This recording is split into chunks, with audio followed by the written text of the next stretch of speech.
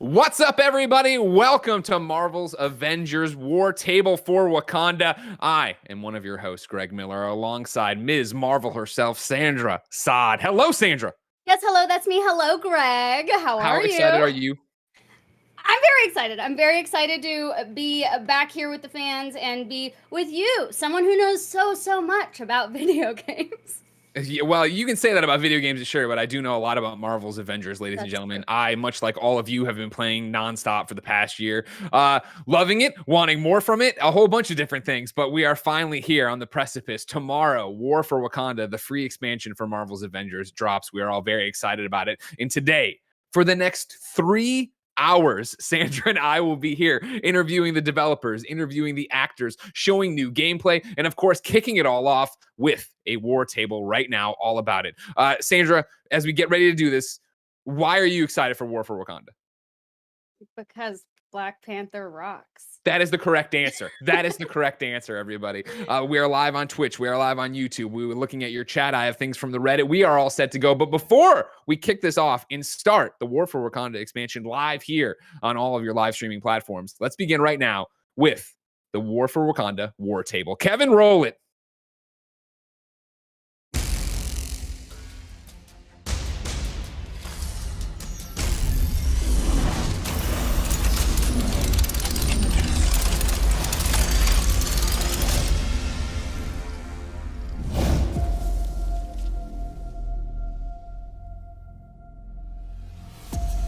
My father came to your beautiful country when I was a child.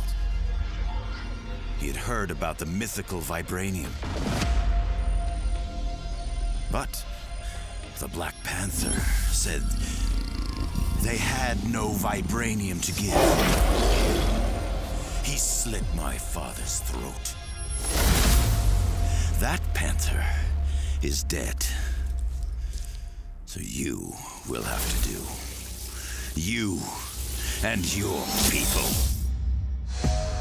You finally agreed to accept help, and it is from outsiders. That is not like you. I am not accepting help. I am giving it. Then let me send teams to the corrupted sites. Take the Dora Milaje with you. Do something other than driving yourself headfirst into danger. I am not just a king on a throne. I am the Black Panther. Then show us you can be both. I will. Finish the job, boys! They are attacking the shield around Peninsula! Care to join us below that? You should embrace your spiritual side. Got a couple toys just for you, Panther. Here they come! With me! Shuri, we need to evacuate the borderland.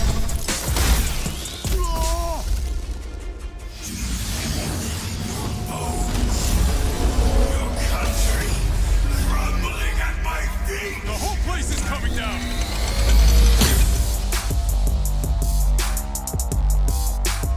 Avengers, with me!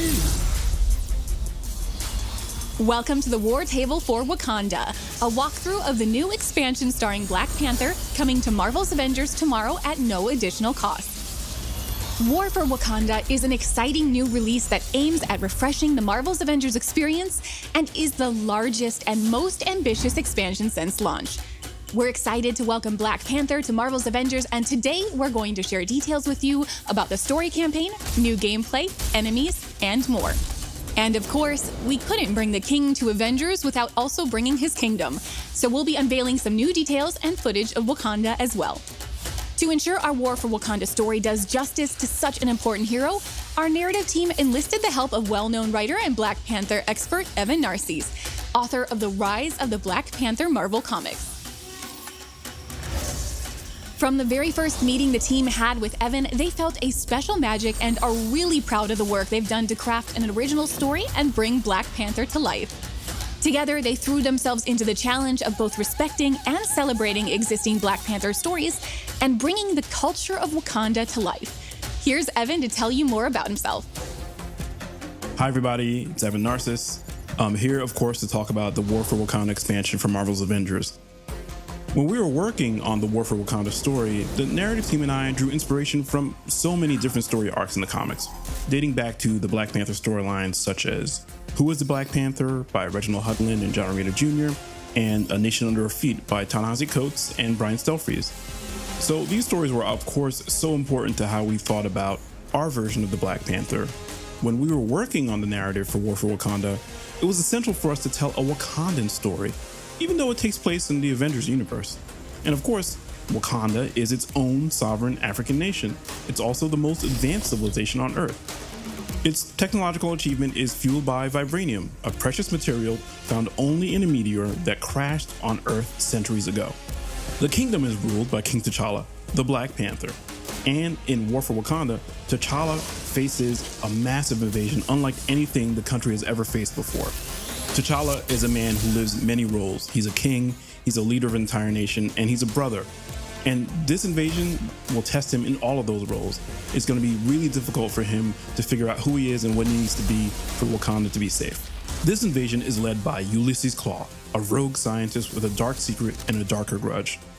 Klaue's assembled an army of mercenaries, all of them equipped with deadly sonic technology and large spider-like mechs that he unleashes into the Wakandan jungle. Klaue's being bankrolled by one of the world's most sinister organizations, and he uses all that money and all those resources to plant sonic fracking towers all over Wakanda so he can extract vibranium from the soil. This is a devastating process that corrupts the vibranium and creates clusters of deadly poisonous shards that show up all over the world. This, of course, is how the Avengers get involved in the war for Wakanda. After the 8-8 disaster, Wakanda closed its borders and cut off all communication with the outside world.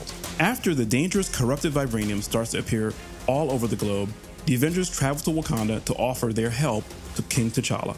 Another important character showing up in the expansion is Okoye. She's the captain of the Dora Milaje, an elite fighting force that answers only to the king. She's also kind of the voice of truth for T'Challa, which means she tells the king stuff that everybody else is afraid to even voice. Along with Okoye, we've got Zavavari. He's a mystic who has this really tense, fraught relationship with the royal family. T'Challa's not the only member of the royal family showing up in this expansion. We also have his younger sister, Princess Shuri. She's the head of technological development in Wakanda. She doesn't agree with T'Challa's approach to dealing with Klaue, and the War for Wakanda expansion exposes the fragility of T'Challa and Shuri's relationship. It sets up a series of confrontations that will test their bond, as well as their partnership with the Avengers. Even if they all find a way to come together, it may not be enough to stop the growing threat to Wakanda and its people.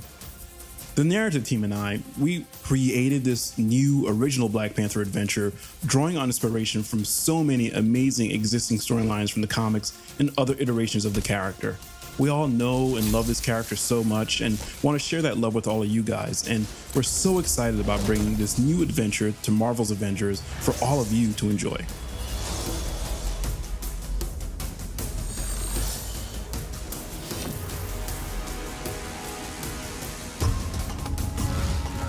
Black Panther is known for his cat-like agility and lethal claws. He is an untouchable force that can pounce at any moment.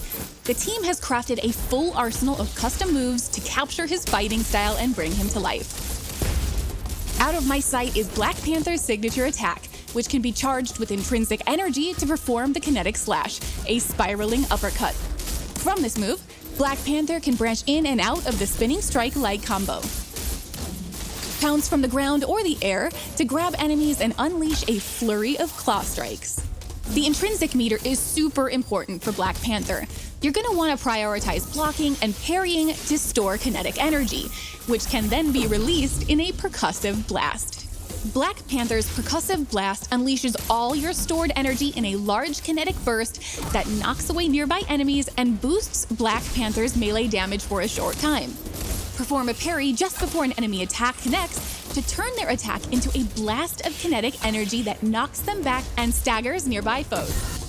Enemies who have recently been parried are easier to interrupt with attacks. Black Panther can construct daggers made of energy and vibranium which can be thrown at enemies, near or far. His basic daggers will embed into targets, making them more vulnerable to melee damage. They're a great way to weaken an enemy before unleashing a barrage of melee attacks.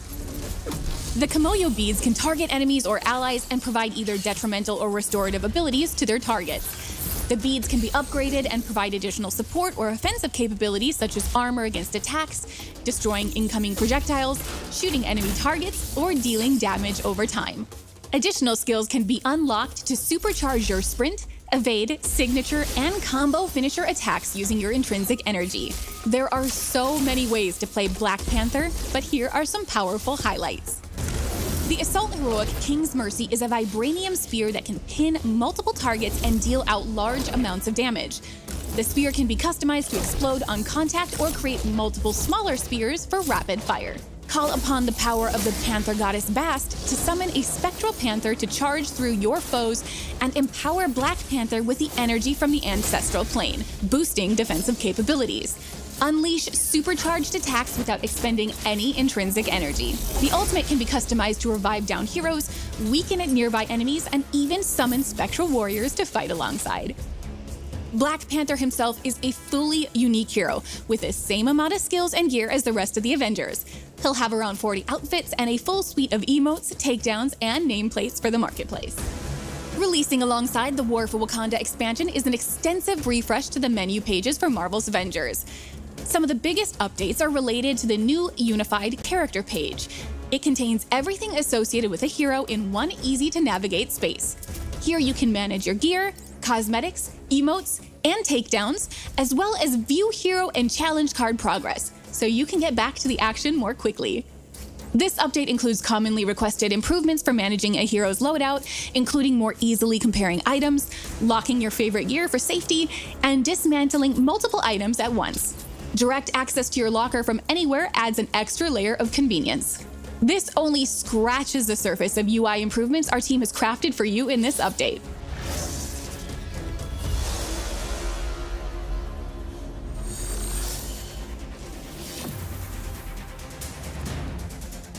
As Evan mentioned earlier, we have drawn a lot of inspiration from the Black Panther comics, while striving to make a unique and respectful rendition of Wakanda and its cast of characters. War for Wakanda features a full new biome, the jungles of Wakanda, showing off both the rich and amazing history of this ancient, unconquered African country, but also the futuristic, symbiotic technology of contemporary Wakanda. At the center is the Wakandan capital, Bernanzana, where our new outpost is located. It features King T'Challa's throne room from where he rules, and the command center where all important decisions regarding the country's security takes place. Shuri's lab houses the nerve center for Wakanda's Kimoyo network. The spiritual annex is located on the lower floor, where Zavavari aids the royal family in the ways of mystical powers. The Wakanda mission design is built on the same foundation as Marvel's Avengers, but with new objectives and an extra focus on dangerous traversal, exploration, and puzzles. Almost all War for Wakanda content is multiplayer enabled, apart from the introduction mission, which is single player only. This is where Black Panther is introduced and celebrated as a new, unique hero.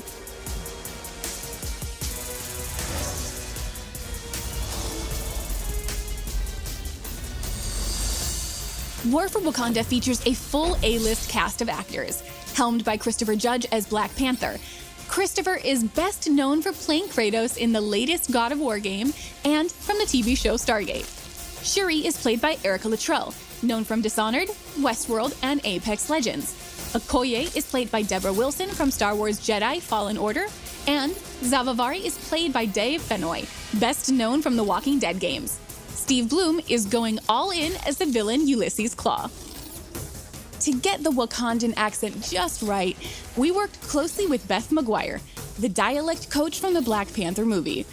Beth has had multiple coaching sessions with each of the key actors to ensure that the accents are properly delivered and has been an integral part of the voice sessions. As you may have already noticed, Wakanda will release with several new enemies. The main villain is Black Panther's nemesis from the comics, Ulysses Claw, also known simply as Claw. And we're bringing a new sonic rendition of him to life based on his iconic Marvel look. Claw's story is linked to Wakanda, and we're excited to reveal our all-new version of his origins in this expansion.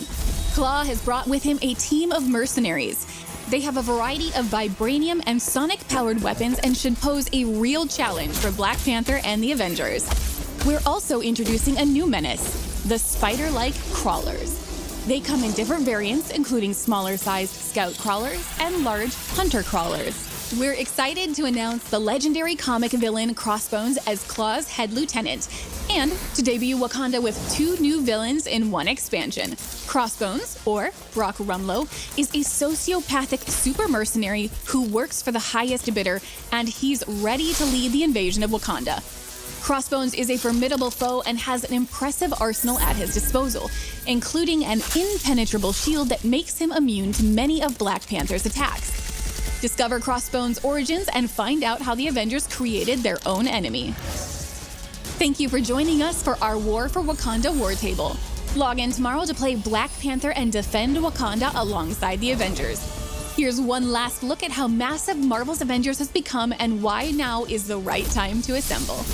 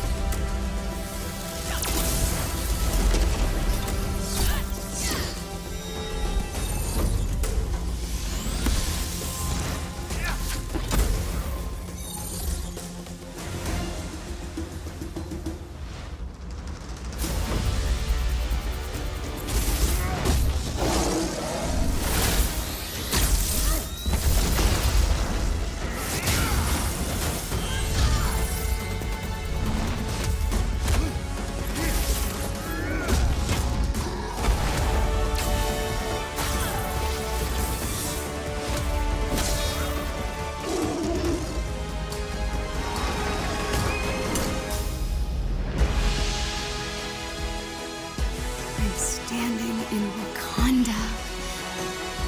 I still can't believe it.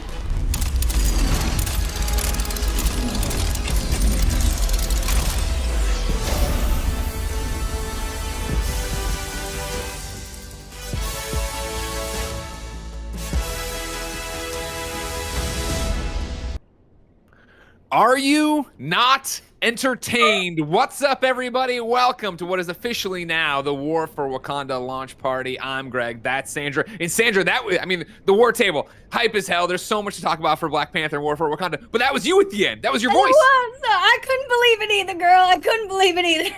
How does that feel? How does that feel to be like, there's this game that's been living and breathing for a year. You have this dedicated fan base. I think last I checked was over 15,000 across all platforms watching us right now. People obviously love Avengers, but they love you as Ms. Marvel. What's that like to finally be back there, be in Wakanda, be able to say that, be you? Honestly, Greg, sometimes I forget.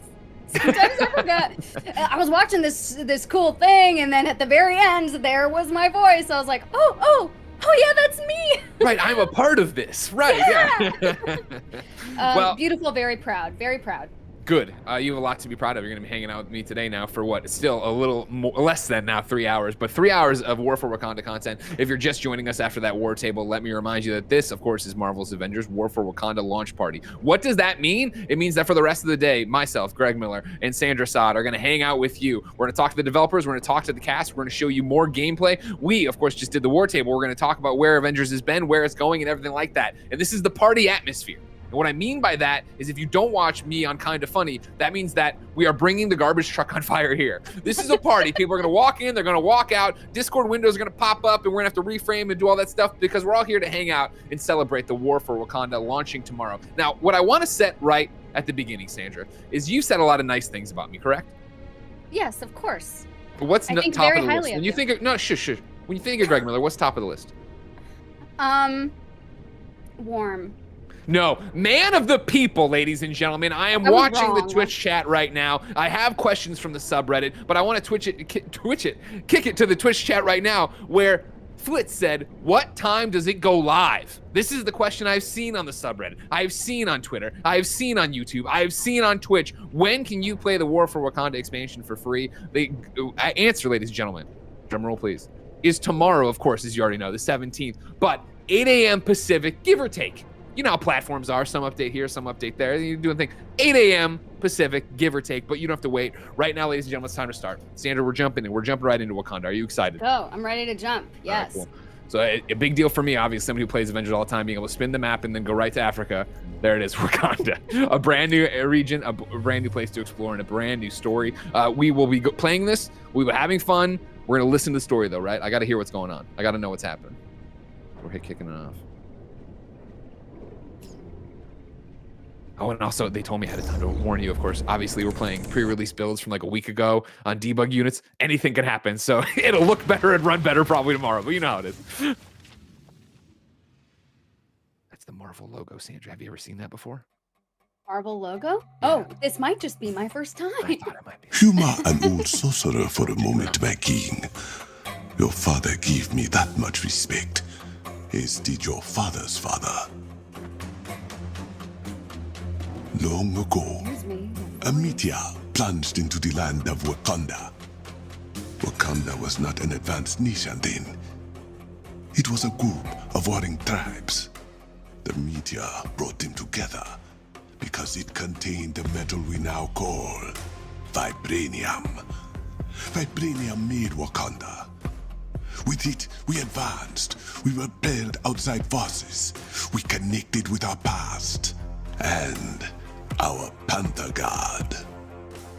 You challenged your uncle to become the Black Panther, but you were born to be king. Saying, oh, this is going to be Not all spoilery. can Yeah, do we're playing the both. first 2 missions of the game. It's Not going to all be very see spoilery. past bleeding when they If do. you don't want to know anything, you can wait till tomorrow, 8 a.m. Made a difficult choice, closing Wakanda's borders when you thought your friend had died. Oh, there's Jeff. I do not begrudge you it, but this new threat is different.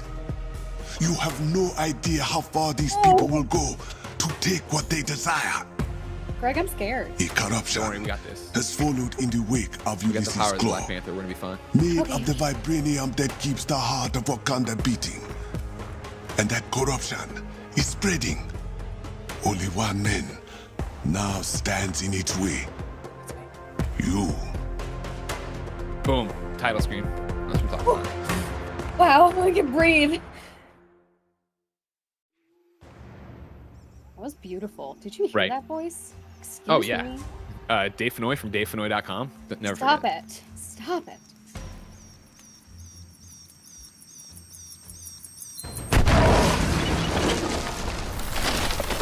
The LAN cable's connected over here, don't worry. We clear? Clear. Let me seek the next charge.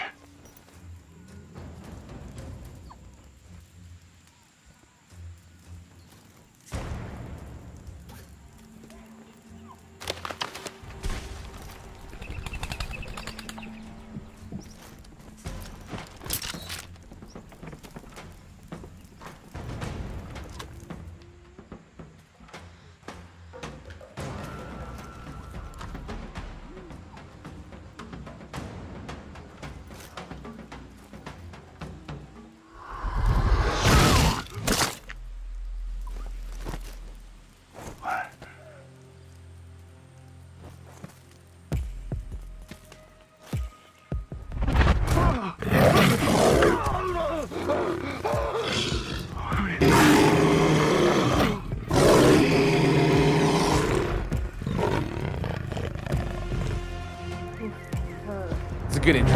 It's a good introduction to a character.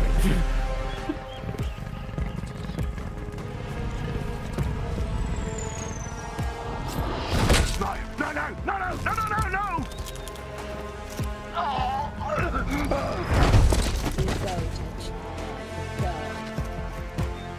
I had enough of these invaders in my lane. Majestic. Beloved, you let him go? Yes, Okoye. I could just watch For him now. stand. I know. Well, I mean, that's my others? thing about it, Then right? still And again, there we're will gonna be talk at a over sections, so you can disadvantage. play it tomorrow for free and listen He to it will all you lead want. me to But like his for me, friends, right, as somebody who's then to played their so much leader. Cap, I'm a Cap main, Claw. then Widow, then Iron Man in terms of my roster. Okay, where am I? There. Okay, all right. For the record, I play in a group of dedicated Avengers. One of them is Andrew Goldfarb. He is always Kamala Khan. All right, so Okay, don't great. worry. He's always wearing the frog hat, the Thor frog. You know what So I mean? 'Cause Andrew's the best in the group is what I'm getting. Got it. I assure you he will clip that out and that will now be his ringtone. But yeah, for me, one of the things I love, because I got to play this ahead of time for the press previews, right, is just the look of T'Challa, right? Just the fact of he's built. Look at that back. That, you know what I mean? Like he doesn't look like every other Avenger. I appreciate that they've gone through that.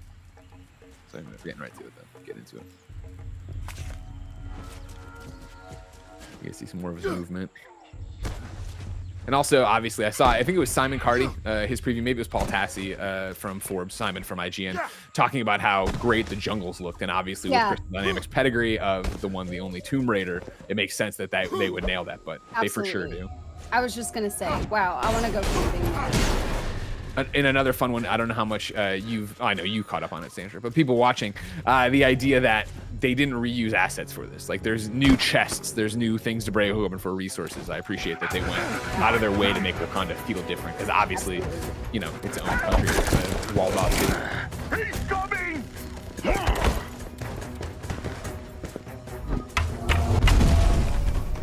With me!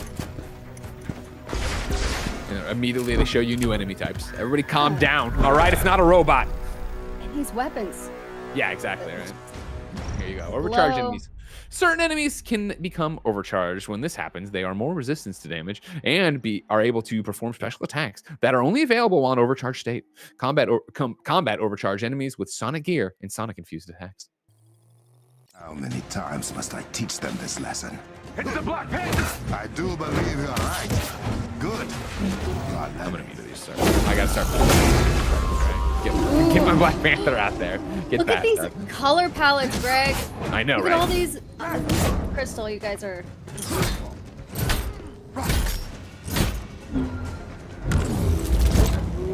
Spear that works so much like Thor's. You'll see me obviously use it throughout the day. When I do, you'll see that you can pin enemies to the wall. You can pin multiple enemies to the wall, to the ground. Pin them like you do with Mjolnir. For all my Thor mains out there. All right.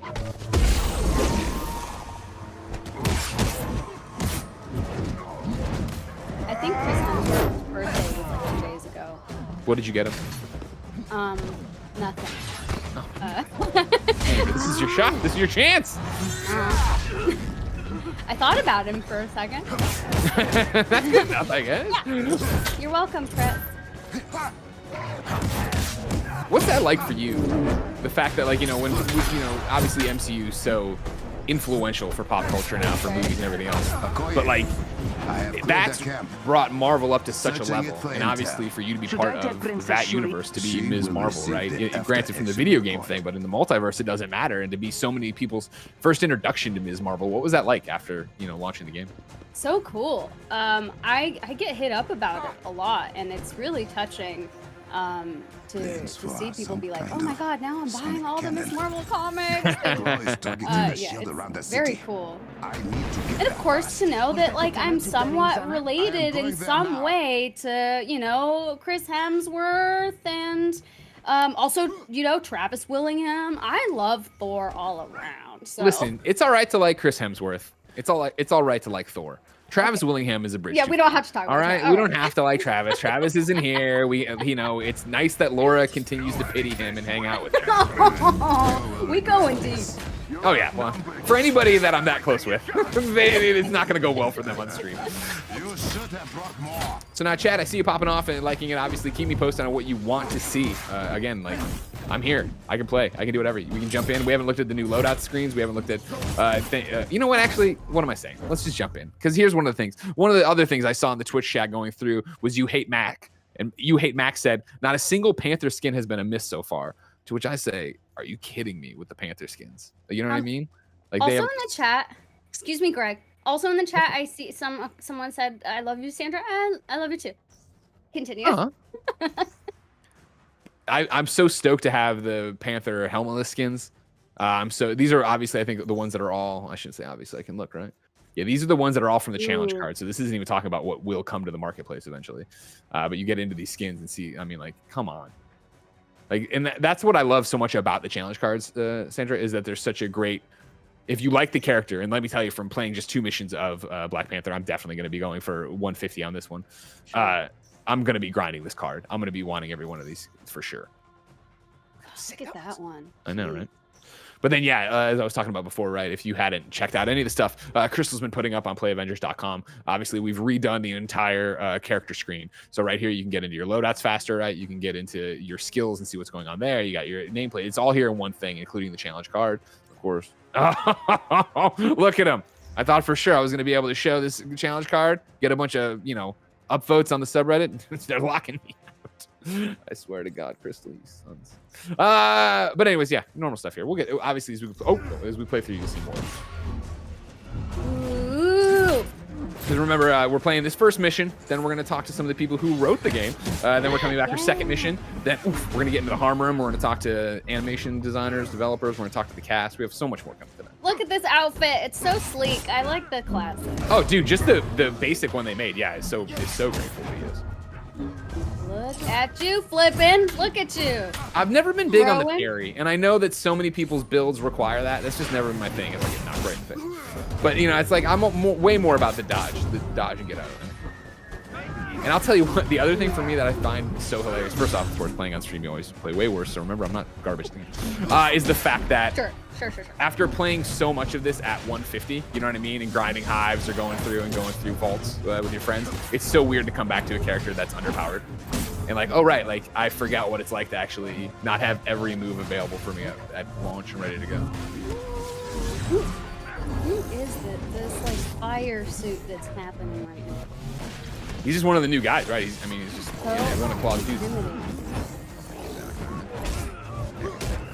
But even then, be able to go right to the well for that and then not have it give me another. It's just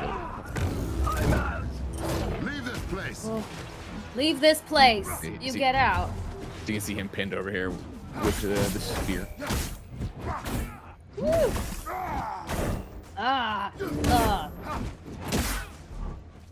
That is a VO for the win.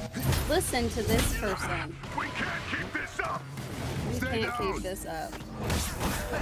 What was it like for you to record all that just in the wild VO? Like, I think when we talk about VO, you usually think about like all the scenes we see of you and Troy and everybody in ping pong ball suits getting out there doing your thing. What's it like for when they're just like, all right, cool, and now you've been punched. All right, now you jumped off something. It's a little bit high. It's not that high. It's so different, right, than being on the mocap stage, because you're just in the booth by yourself with the director on the other side, like behind the glass, and you've just got hundreds of these lines, and you're like, oh, what's the motivation for this? What exactly is going on? Like, oh, a robot just shot you. Oh. Yeah. Am I in the jungle? Where am I? That's on me. I'm talking too much. I'm not playing right. Sorry, everybody. That's me. Put up the death goal first of the day. It's on me. Well, it's because you're distracting me. I have to talk to you. And I'm getting ahead of the game, Sandra. All right, you look at the chat. You find out what they're saying. All right. Beautiful combo. Yes, beautiful. Sandra, stay aligned. Embiggen! There it is! She did it! She said the thing! You should have brought more. See, I got 2 stacked here.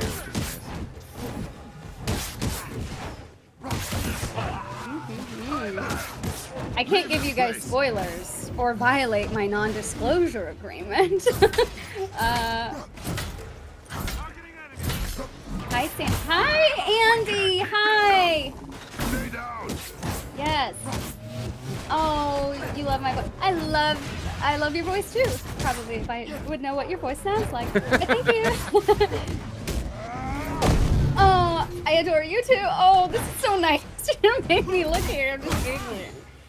Well, I have to imagine, like, especially for you make the joke about non-disclosure, but for all the projects you're working on, let alone Marvel's Avengers, for whenever you recorded, your Wakanda stuff. I guess you could tell me now. When did you record your Wakanda stuff? A while ago I started. Yeah, I'd say maybe like a year, like when like from home I did. Sure. Yeah. Well, I mean, yeah. Cool. Okay, everybody. And then probably several months ago I did another, but in the studio. Sure. Yeah, when things got to start getting back to normal a little bit. I can only imagine. I can't wait to talk to everybody from Crystal on the stream about like what it was like making this game in a pandemic, let alone starting the game not in a pandemic, then transition to being in a pandemic, then you're working on Wakanda in a pandemic. Okay, Sure. Imagine you are T'Challa, but you're not in your closet. Really feel empowered by this, but I'm sorry it doesn't feel that way. You actually. Right. There we go. I love this claw to the face.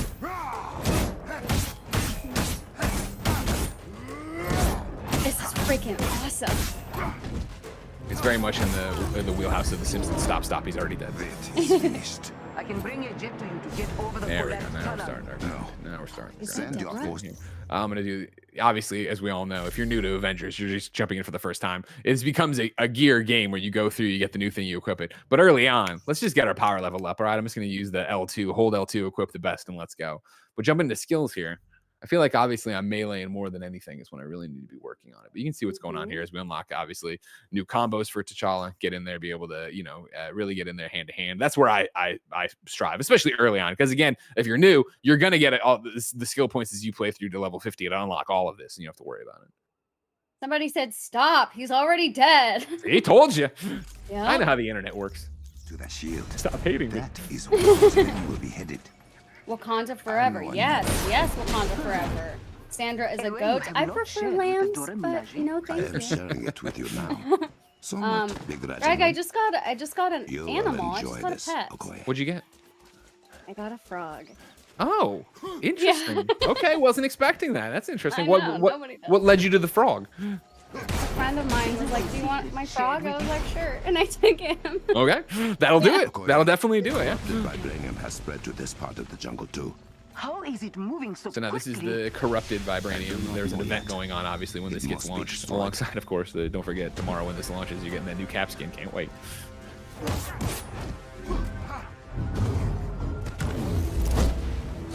I love these like sounds going in and out of each headphone. Makes me feel like I'm there. Oh, sure. 3D surround sound.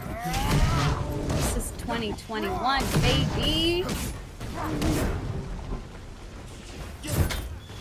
What kind of frog? It's a tree frog. He went through several names, but now his name is Frog. Okay, I appreciate that. Was that was the name Frog when you got him, or is that just like you're like, all right, I'm like just having it. I'm trying to save your life here, bro. You're just Frog. Yeah, I didn't want to give him identity crisis. The previous owner did not name him, so. Well, that seems weird. How did she fall into this frog life? Yeah, he just had like a million animals, so Okay. I just wanted to take one off his hands. Look at you, good Samaritan over there. Yeah. Now, have you thought about naming it Frog in honor of Thor? That's a good idea. And I don't think he'll get too confused if I rename him, because it's just a couple letters off. You know what? Thank you, stream. I will rename him Frog. Yay, everybody! We did our good deed of Avengers today.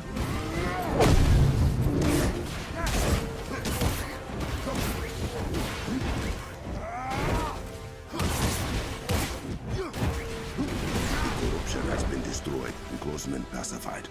Time to open my shortcut. I'm gonna open my shortcut. This is a great bit. That never gets old. I will admit it. That was very nice. It is not every day I earn praise from the leader of the Dora Milaje. I appreciate how, and I know we're going to talk about this with Evan and Hannah in a second for writers, but then when we get to the voice cast too, how fleshed out and alive the universe is already for Wakanda, where it's like, obviously there's a history, there's a past, there's a lineage going on here with what's been happening with T'Challa, let alone his relationship with Okoye or anything like that. Yeah. Start spending skill points too. I don't need that objective. I'll tell you what, after using the old menu for so long, it's very bizarre getting used to the new one. Yeah, it is Chris Judge. Isn't that crazy? Yeah. Like we came out of the preview, Sandra and I was on Kind of Funny Games Daily talking about it, and I like to think I have a good ear for voices in the industry because I know so many people. And like, whenever, we're talking about Dave Fennoy being in the game. Whenever Dave's in a game, I know immediately. And Dave's a great actor, but I just know the tenor and where he is. But if you would have let me play this and not told me ahead of time it was Chris Judge, I would have had no idea. Because obviously you're expecting that boy, you know what I mean? That like we're down there, we're low. And he comes up so high in the accent. I can't wait to find out how him and Deborah got to the accent. Oh my God, Deborah. I'm a big Deborah Wilson fan. Who isn't? I have been for some time. Yeah, of course. I see some people popping off in the chat too. Yeah, I'm a big Mad TV gal myself. That was my thing. I remember when she started popping up in voice acting stuff. Like, oh man, from Mad TV. And now, like, you play, as they talked about it in the War Table, right? You play the Star Wars game, and then she pops up, and you're like, oh my gosh, you're fantastic in this. Legend. Let alone how she's doing here. And we will see more of Okoye soon.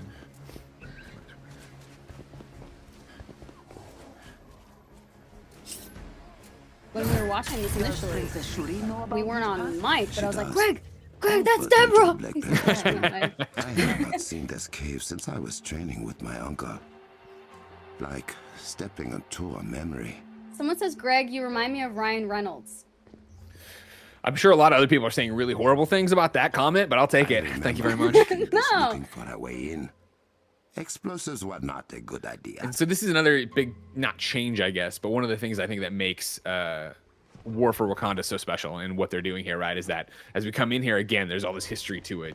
He's talking about coming through here with his uncle. He's talking about the history of the Black Panthers. You'll see in a second as we get in there a little bit more puzzly stuff, which I really appreciate. After so many months, right, of just running through and punch, punch, punch. Past reaping the souls of Wakanda's invaders. She protects us always. Babo Lesto says PS4 or PS5. We are playing on a PS5 dev kit. That does mean, of course, that this is not the final build. It's as stable as it can be, and this is from a couple weeks ago. So if anything goes wrong, don't worry about it.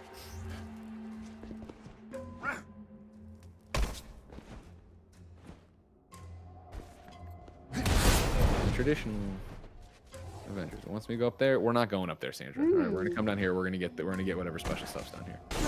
Because it's all about the loot. Someone's got a question for you, Greg. Lay it on me. So I was Kamala. What if you got to act in this game? Who would you be? Interesting. Of course, everyone remembers me from Lego Avengers. I was Aldrich Killian in that video game. I was Aldrich Killian that. So, Crystal, if you want to put in Aldrich Killian as a villain sector, I'm just saying I will gladly keep going. But beyond that, man, that's a great question. I mean, have we announced a Spider-Man voice actor yet? You know what I mean? Like, come on. I take photos of shirtless Spider-Man all the time. I hear he's coming to this. Spider-Man's coming to this game. Why not? You know, come on. Or just put shirtless Spider-Man in this game. So again, Sandra, we come in here, right? Like, what do you see? You see all these buttons, right? That's interesting. We see logos like that. That's interesting. How do you think we get in there, Sandra?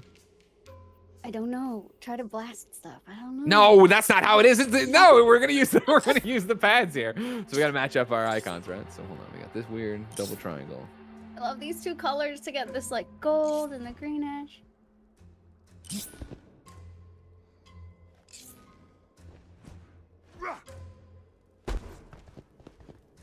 Greg could voice Throg. I'm sure Travis Willingham will want that too. Yes, you gotta take everything from that one. I remember. A lot of people say I gave him the idea for Critical Role. I mean, they're wrong, but they say it. Good. Moving on. Tim Geddes from Kinda Funny did voice Throg. That is correct. And which one was that? Lego Marvel Superheroes 2? That's when I was Howard the Duck, and Kevin Coelho was, of course, the Tinkerer. Some say the defining Tinkerer role.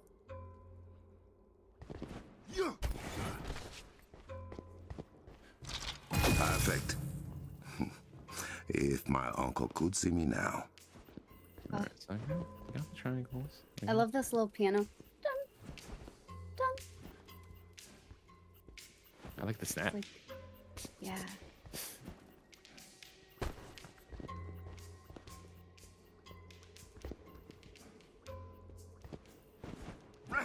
Who else would you want to be? Like, first off, like when you got the role of Kamala, did you understand what a big deal it was at first? No idea. Yeah. Till I showed up. I was like, wait, no, really. I'm gonna be an Avengers? Yeah, how does that work? So, actually, I mean, I'm always torn of if I should keep doing all the puzzles because I don't want to ruin the game for everybody. But you are watching the stream where we play the game. I'm gonna do it anyway.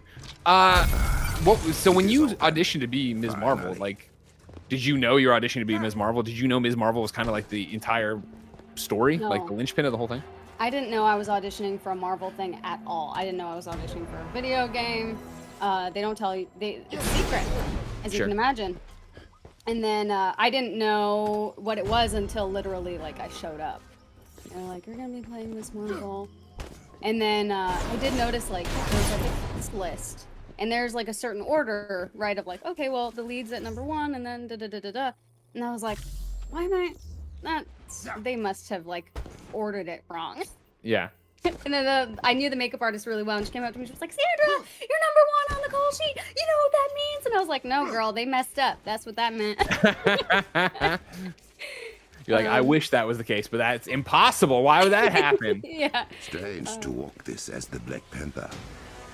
My uncle did his best to prepare me for Midnight War. Stop it.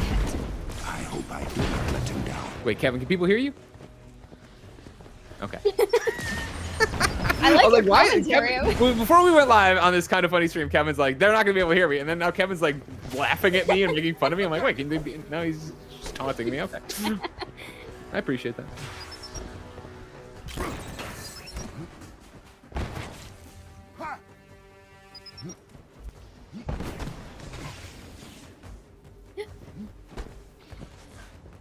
Ain't no thing. Look at that, right through, just like the true Black Panther. Now this is cool. So you come in here, you know, you're thinking, oh, it's some kind of chest or whatever. It's not. It's a tram. This is how you travel around Wakanda. I point this out because I didn't understand it when it first happened. I was like, what's going on? Think about all this.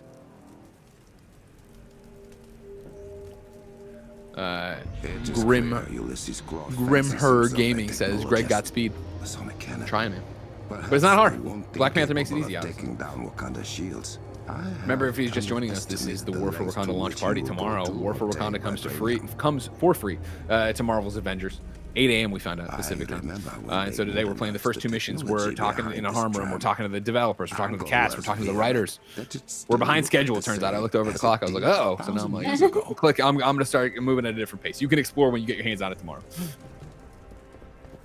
What? Having too much fun, right? I know, right? We built the thing being like, oh, it's this long to play through. We forgot we'd be talking to you. We'd be going through, looking at this stuff. Some kind of sharp metal drill. Ooh, classic Avengers move.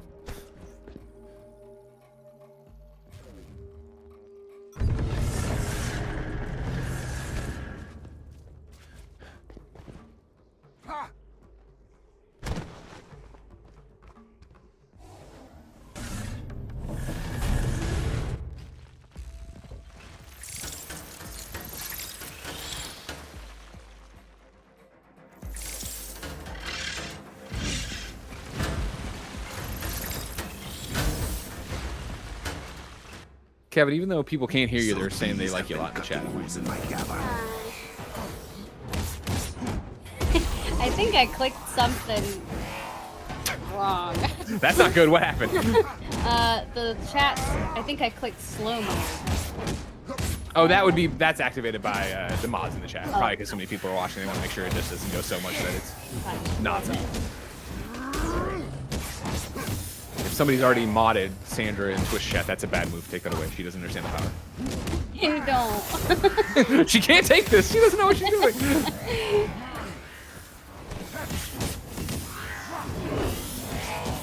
I love his voice so much. We'll be talking to Chris Judge in just a little bit. First, we're going to obviously talk to Hannah and Evan, the writers of the link. Hannah and Evan. Oh, Abu. I love Abu. Yes. Brian George is quite the actor.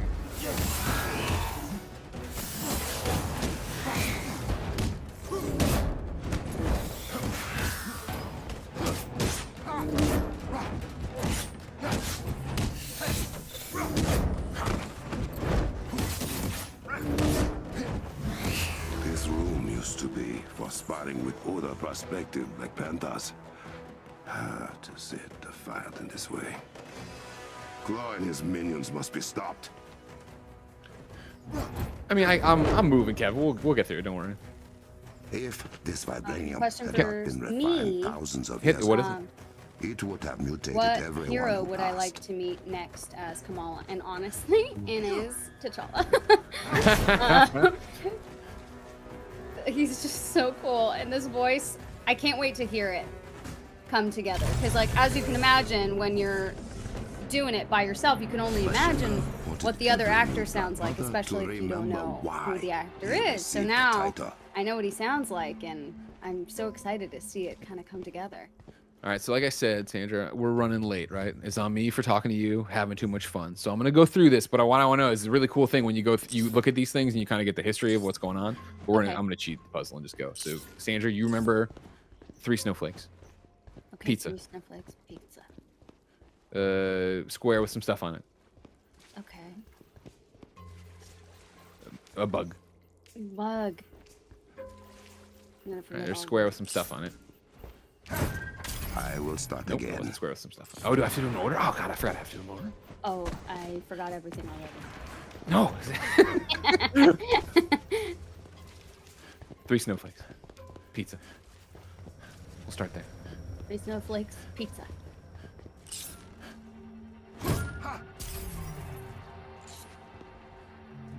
Pizza.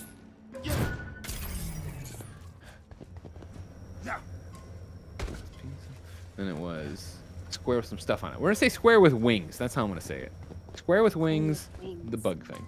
And the bug thing. Square with wings and the bug thing. I mean, that looks like square with wings. Yeah. Alright, then the bug thing. There's the bug thing. We have like 1,000 people in the chat. Y'all help him out. No. Oh, Sandra, that's a big Twitch no-no. You'd like to really? think you could look at the chat and they'd help sorry, you. No. sorry. I'm looking at you, chat, aren't I? I'm looking at you, aren't I, chat? I know how you are. I know what you do.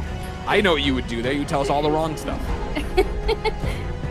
Don't fall for that, everybody, all right? I'm too trusting.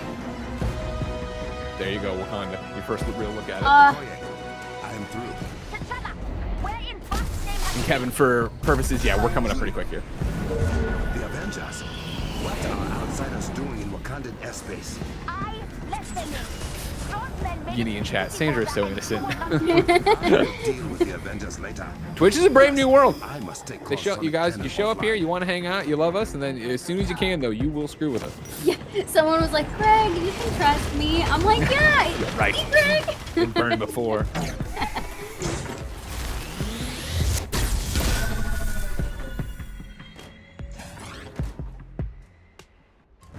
Okoye, have the Dora Milaje and the Avengers keep close men busy. Draw their attention away from the cliffside. There won't be a problem. But if the shield comes down, They can help you. Stop him! He can't get to the cannon! I have it handled, sister. Of course, I should stop and We fight all don't these have guys for the much time XP, but before like they I activate said, the we're shield. making up time here, Almost folks. ready. There's too much going on in this stream. I love it. Evan and Hannah are waiting right now in the wings. They don't want to see me go through and fight all these jabronis. Yeah.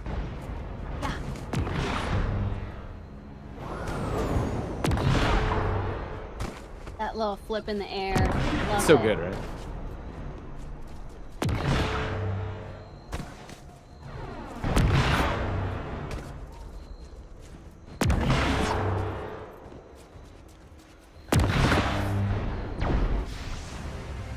Yar Jones, is this still the first mission? This is still the first mission. Meaty missions in War for Wakanda. Thanks for Guess being- Claw wasn't exaggerating. Hey, Panther boy. Hey, Panther boy, excuse me? Talking to a king, rude. What now? Now Like, brace yourself. Crossbow at you. You want this to hurt more? Wait Andy, more. who's this actor? Who is this? Well spoken. Crossbones? No, Yes. I pulled out all the stops. Gonna give him a call. Excuse me. Strange choice for your last words, Crossbones. Damn it! Looks like you can only shield one thing at a time. Your cannon is unprotected. Oh, Greg. This is hilarious. We're making moves. We're making moves. Yes. The cannon. Kick it. That's on me. That's on me, everybody. And also, you know what? I probably have new loot here, don't I? Yeah. Bam. There we go. Bam. We gotta hit him with everything we got, Sandra. We can't be out there. Yeah. Lower level. We're not messing around. This is Avengers.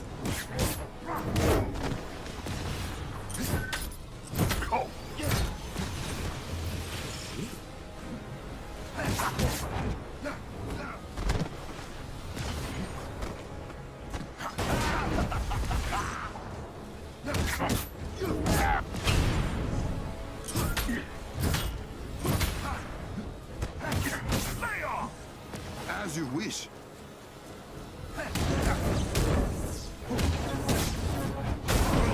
Don't look like you're getting through.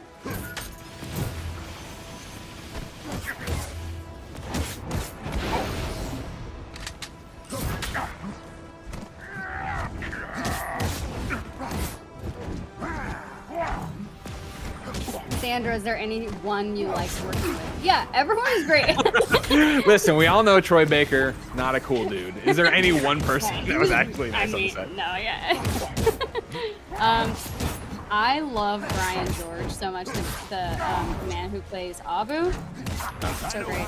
Also, You guys had such a great relationship on You screen. know how to run from it at least. Also, Usman Ali, who played MODOK, like, that guy is incredible, like, an incredible actor. Watch him on TV. What's he on? Peep. Oh, yeah. I'm Becoming a God. And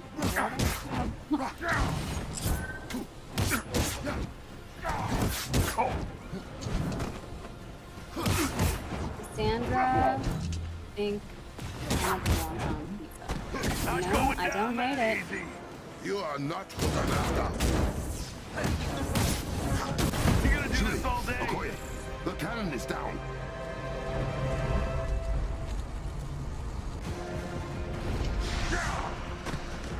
Get him. Looks like he lives another day, Sandra. Maybe next time. Yeah, next time we'll kick your butt. Bring the Avengers to the palace. Prince Mufasa says suicide question mark? Nah, he got There he we fought go. himself.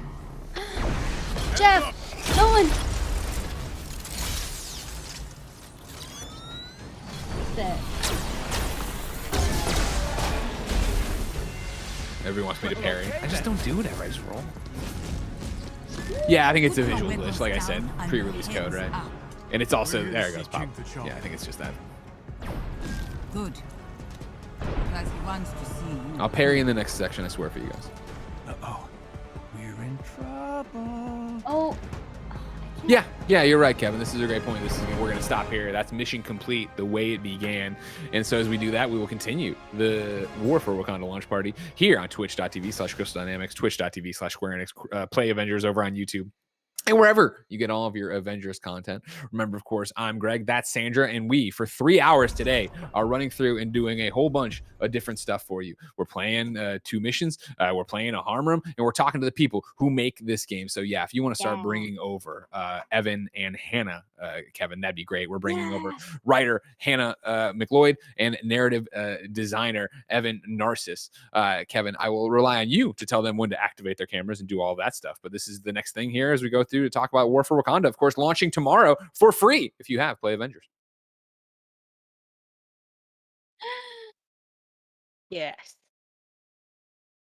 Bam, bam. See, and the party welcome. rolls on. We knew we could do it. Yay! It's Our a first guest. party. Hello, Hannah. Hello, Evan.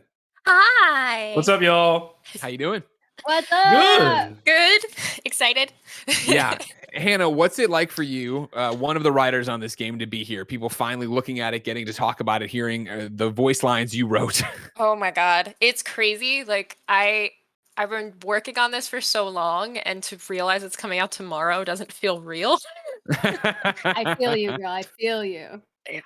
And then Evan, yeah, I guess same question for you, of course. If you didn't know, ladies and gentlemen, this is not Evan's first go around with the old Black Panther. There it is. Wow. Okay, Black on the Panther. iPad. Thank you. Thank you. You know, I'm a big fan of Comixology. I'm sorry. I still love my local comic book shop. I go there. Look at that. We got it covered on both ends. Thank you. What's it like for you to, expand your portfolio of Black Panther work, I guess, to something that's interactive, that, is going to get to an audience that maybe doesn't read the comics? I mean, it was that consideration that this would be another mass media adaptation of Black Panther after the character has become a global phenomenon was like so energizing, but also daunting. Like it was like, wow, people are hungry for more Wakanda, and this video game is going to be one of the first places they can go to revisit it. Sure. So that pressure was really intense, but also like, it was kind of liberating to think about how we can make what we can take from the Black Panther mythos and make our own. And Hannah and the team at Crystal Dynamics were really great partners in figuring that stuff out. Yeah. No, you were. Evan, you might just be the most articulate person I've ever seen in my life. He is, though. So what a great team this looks like. And so we had lots of fun. Go ahead, Greg. No, please. No, this is the party. We all can just talk. Don't worry about it. Oh, my question for you, Miller, is it really cold enough to be wearing that jacket, or are you just trying to show off some swag? First off, it is chilly in the basement. All right. Yeah. And so I put it on, and I do look ravishing in it. All right. So let's not, you know what I mean? I don't come over there. It's so warm. You got to wear this cool print shirt. No, I don't do that to you, Evan. Don't come over here. All right. Don't get I just want to know. I'm a little jealous. I'm big big enough to admit that. Okay. That's a question I have, though, in terms of you guys working together, right? And, Evan, you're a narrative designer on it. Hannah, you're one of the writers. Hannah, what does that relationship mean to somebody who doesn't know anything about making games like myself? So I'm technically a narrative designer / writer on the project, but it really depends on what studio you're at, what that means. Okay. Generally, the way I think about it is the writer actually writes the dialogue, and then the narrative designer has a lot to say about how the narrative comes across in the game. So how lines are implemented, how the story is told through levels, that kind of thing. And so I do a little bit of both of that. And Evan did tons of narrative design direction just in terms of what our story was going to be. So yeah. Yeah, I mean, the story was pretty much set. When I came on board, it was more about where do we polish, what do we sharpen, what do we accentuate and highlight, and how does that loop back into the mechanics and stuff like that. Yeah. Gotcha. And so when that happens, how does that work? Hannah, did you guys already have this outline for what you wanted? Obviously, I assume you knew long before launch you wanted Black Panther to be this expansion, this character. Oh yeah. We had a plot. I think there's two very different aspects to writing for games. There's the overarching plot, which has a lot more to do with the mechanics and stuff like that. And then there's the characters. And so we had the plot in place, we knew what the plot was. And then working with Evan was a lot of digging down into the character motivations, why they do what they do, what in their past has led them to where they are now, what choices are they going to make that are still going to feel true to the character. So it was a lot of that stuff, especially with T'Challa. We really wanted to show parts of him that maybe we haven't seen before. I think the one note that Evan kept giving me was to remember that he's a scientist, because he's very intelligent. He's actually comparable to the other really smart members of the Avengers. So that was one that we really tried to hone in on, is that he's very intelligent. I love that so much about this team, by the way. As an actor, it is so fun to work on a fully fleshed out character with an arc and a story and real intentions and motivations, and you guys are really, really smart about that. Of course, it's never fun to be oh, I'm just gonna say random words for no reason. So thank you guys so much for putting in all that care and effort. It really, really shows. Oh, thank you. And so you talk about that Evan, you're very he has to be a scientist. He is a scientist. When you come on this project, and I guess you're given just the plot, you get to fill it in. Where do you start honing in on what Marvel's Avengers Black Panther is going to be? Part of it is thinking about opportunities that the game will give us that previous adaptations and even comic storylines haven't, right? So, okay, Kamala's meeting T'Challa and Shuri for the first time. What is that like? You know, Sure. we know she's gonna nerd out, but like about what specifically, right? How does she express her like awe and her awe and awe? Um, um, and you know, like what does a dude like Tony Stark think when he's like, oh, you know, the bathrooms here outclass my armor. Like, what is that like? So thinking about those opportunities, and also, you know, like, okay, so this is a character that you can control, right? So, what parts of the environments, should have like narrative embedded inside of them, right? And you know, again, some of those decisions were made before I even came on, but it's like figuring out how to deepen them, right? So it's like, you know, in this version of Wakanda, there are like ancestral shrines all over the place, right? So it's like, okay, we can talk about the history of the place in a different way, right? And the history of the place, because it's an interactive environment, is embedded inside the experience in a different way, right? Like, you know, to compare it to the movie, whereas you might see Warrior Falls in 2 scenes, here you get to visit a place that has had history attached to it, right? And kind of pull that stuff out. You know, you can go as deep as you want. You can just run through it and fight the bad guys and be done. But you can also like you can read every piece of lore, which is how I play video games. So those kind of things. A second ago to have to run through the thing and not look at the shrines and like be like, oh god, we're late. Yeah. Well, it gives people who are watching this a chance to do it themselves and slow down. Exactly. And that's why I didn't parry that much either, because I wanted you to have the ability to parry and enjoy yourself more, right? Hannah, one of the questions I wanted to pull from over on the Play Avengers subreddit that I got there, right, was Mr. Stash's question. He wrote in and said, how long has it been since the Reassemble campaign to the War for Wakanda campaign universe? Like, have the Avengers been back together for a year or a bit, or has it only been a few months? Obviously, we're going to get more of that as we jump in, but we ended that first mission, right, with Cap and Iron Man are there unannounced. Like, what is going on since A-Day 5 years ago and whatever's been happening since the end of the actual game? Yeah, absolutely. So our thought process is it's only been a few months. So each new release, each new pack, so Kate and Clint and War for Wakanda are consecutive. So they happen one after another after another. And so the Avengers are still, it's pretty tenuous. Their public perception of them has not shifted a ton since the end of the Reassemble campaign. So yeah, they've only been back together for a little while. The idea of Wakanda's story in this is that before A-Day, T'Challa and Cap were they're friends, and they were in discussions of a possible alliance between the Avengers and Wakanda. And then A-Day happens, and Wakanda's like, I'm out.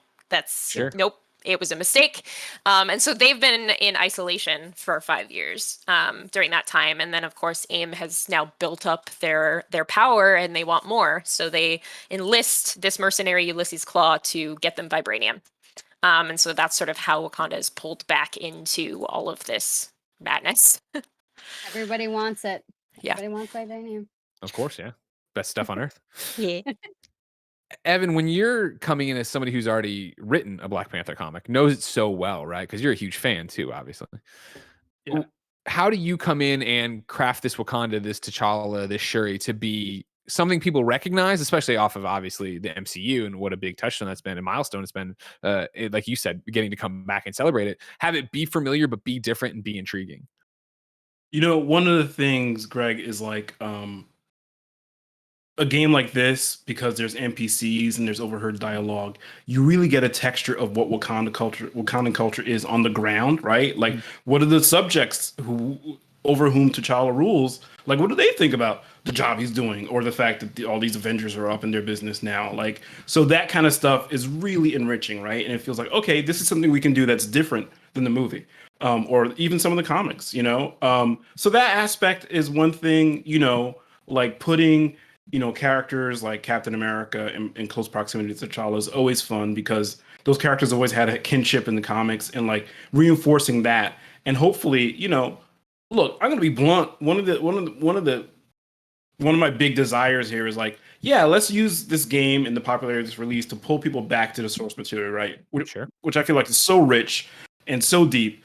So, you know, thinking about opportunities where the different iterations of a character can talk to each other across different media is like always super fun to me, you know? So like there's stuff in here, like there's like a little moment between Clint and T'Challa where it's like, if you know, you know. It's kind of referencing the kind of weird antagonism they had in the movies, you know, but like it's not dependent on you knowing that stuff, but like if you do, you enjoy it. So that kind of like multi-layered experience, like I think is one of the things that a game like this, an expansion like this, is really uniquely suited to handle.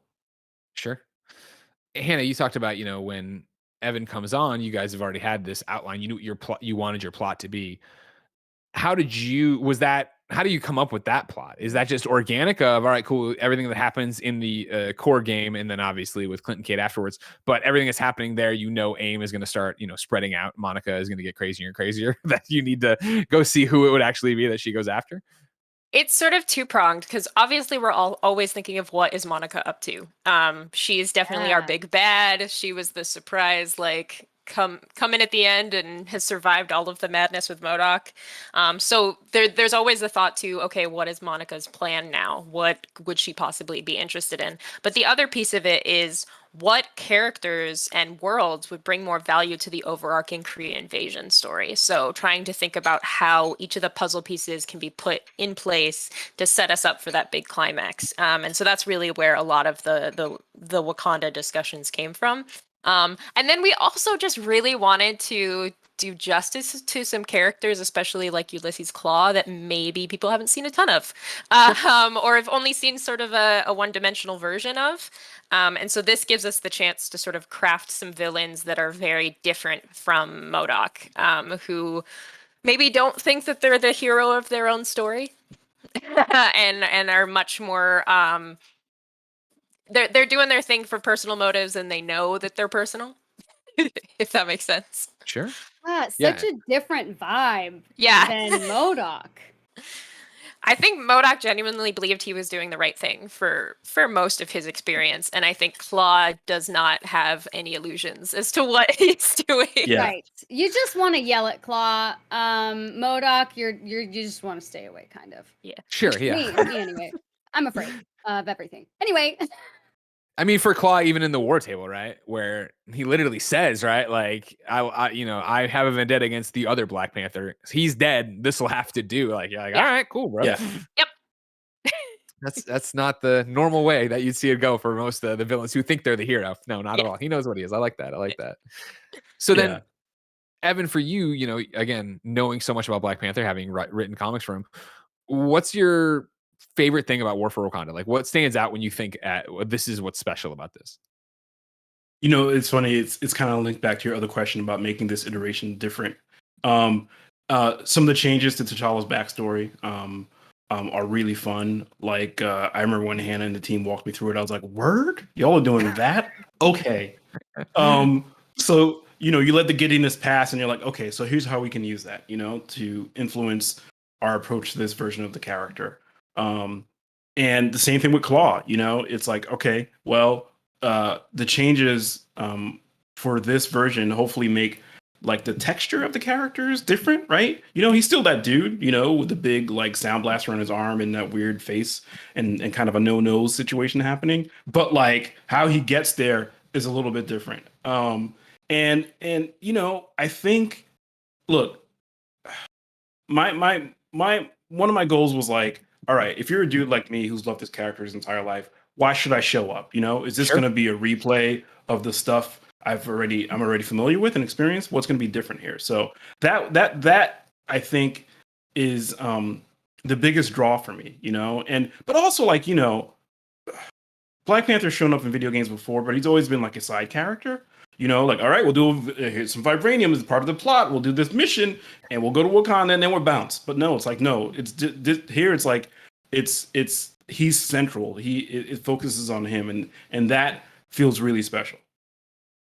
And then Hannah, what about you? Same question. Oh God.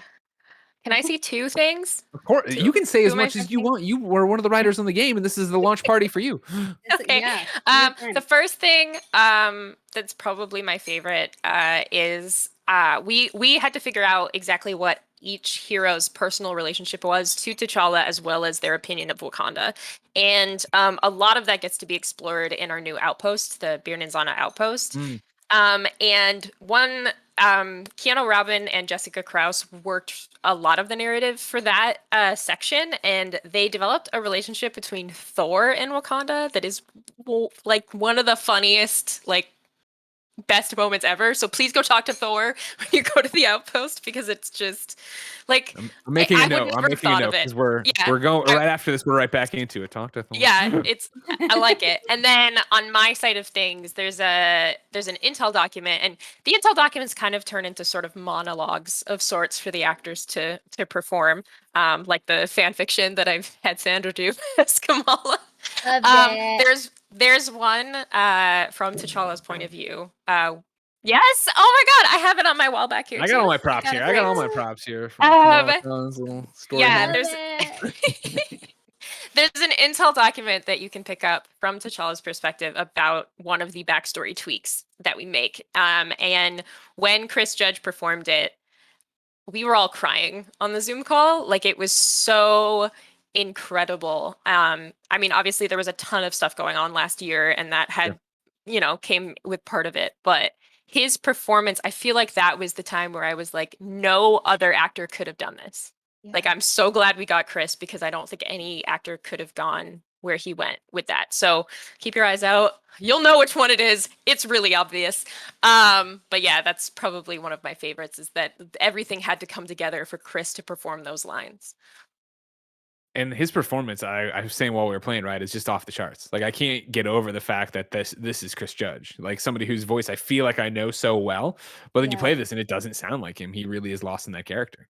Yeah, it's amazing. I still can't believe he said yes. Okay, so that's what's special about it. I'm trying to get the show back on stream on time schedules here and everything else. So I do want to know, like, what's on the tip of your tongue, Evan? Like, what do you want people to know about this expansion, or what's your favorite memory from it, or anything that you would want people to know before they set off on it tomorrow? The way it kind of honors and remixes some of the source material from the comics, but also charts its own story. There's always been this delicious tension between T'Challa and the Avengers, sure. Even if you go back to some of the Silver Age stories, and this mines that to like such an incredible degree. Like, it's just like, are y'all gonna get along? And that is such a great part of the story, I think. Okay. Hannah, same question for you. I really just want them to fall in love with Wakanda the way we did. I feel like that was sort of our driving force in everything from every single team. It was this deep love of Wakanda. I mean, it's such a symbol of hope and idealism, but also like so textured. There's so many different layers to it. So I hope people love Wakanda. I mean, Black Panther's awesome, don't get me wrong, but he's got an entire nation that comes with him that is amazing. I don't think it'll be too difficult to fall in love with Wakanda. And the story you've created, and of course all the great voice acting, and the art is just gorgeous. So I don't think it'll be too difficult. And yeah, that's the amount of work. Sorry, Greg. No, please. If I can really quickly, the amount of work that all the visualization teams, animation, design, everything from concept onto the final execution is just amazing. Because again, the pressure of having to imagine a new version of Wakanda that's interactive, and you can walk up to that tree and see like, oh, okay, how do they integrate the technology into the environment? Like, that stuff is utterly amazing. Yeah, I've loved it. I mean, I was on Wakanda back when it was just gray boxes, and as they started bringing things in and figuring out what the look and feel of the country was, it was just like mind blown constantly. Our art team they really went all out. Yeah. And at the risk of sounding like a shill, sorry, Greg, this is how excited I am. Stop apologizing. Tell everyone who's going to be coming and it is a launch party. We are hanging out and having fun. And also, it's a stupid pandemic, so we all should be on Discord so people stop and go, you talk, you have fun, you made this. Be proud. No one should apologize to Greg ever. No one apologizes to Greg. I hope your wife is listening. Don't apologize. But just to finish my thought, the suits some of the suits in this are Oh my god, amazing, and Yeah. there's some really deep cuts to the comic book lore in the suits that are just. I saw that, was like, no, Yeah, well done, guys.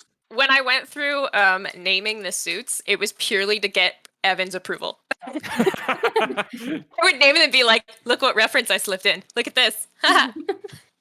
They did it. Yeah. They've cleaned up their act here, right? Because when it was press preview and I got to go through this, of course, the first thing I did was jump in and look at the suits, right? And then I did the same thing today. But when I did it, they still had the marketplace up. And so there were so many. And I'm like, I am going to spend so much money on this. You know what I mean? Like, I need all of these suits. Evan, Hannah, you should both be very, very proud. Thank you for coming on today and doing this. Congratulations on the launch. Thanks for having us, Greg. Thanks. Thank you to Sandra too. I haven't seen you in forever. I miss you. Yay! Thank you guys. All right, y'all, enjoy. Thank you. We're going right back to Wakanda now with more gameplay. Kevin, if you want to switch over to that graphic, I can't see if you already did. You might have already. No, you didn't already. We're going to kick over here. We're going to pick right back up with the story here as we walk into the Wakanda throne room. Okay, I'm sorry. Yes, Evan and Hannah, turn off your cameras. Sorry. Well, good job, Kevin. Look at that. Like I said, a party. I like how Sandra's slowly lobbying to get even more Ms. Marvel time. You know what I mean? Like, oh, I missed you too. Put me in the game. We can if you put me in the next expansion. Put me in the next mission. All right, Sandra, you ready to jump back in? Yes, let's go. We'll go everybody back to it, and I will parry this time, even though I don't think it is needed as much as you see it. I will be quiet. I don't know what that means.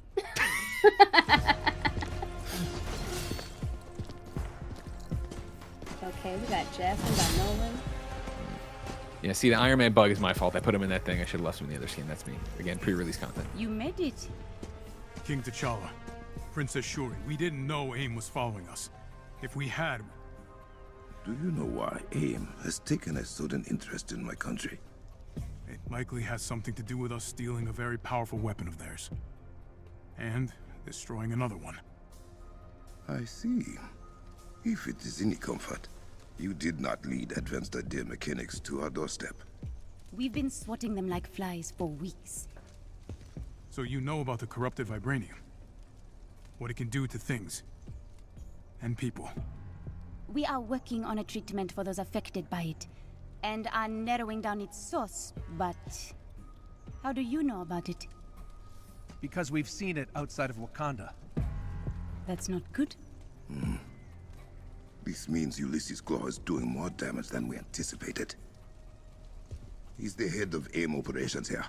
From the information we've gathered, he's deeply entrenched in the black market vibranium trade, like his father was. You're not concerned? Only by his sonically based technology. It disrupts anything made of or powered by vibranium, including our shields and scanners. But AIM will not be cloaked forever. I can promise you that. We believe that technology has something to do with the corruption. Then we made it just in time. Ah, to offer help. To ask for yours. Now that we know AIM's involved, we can give you information, if you need it. But vibranium is your specialty. Map the locations of corrupted vibranium outside of Wakanda. We need to know how far it has spread and plan a dispersal method for medical treatments. I'm on it. Have a look around. You can see what we are already doing to fight Claw and AIM. And hopefully make ourselves useful.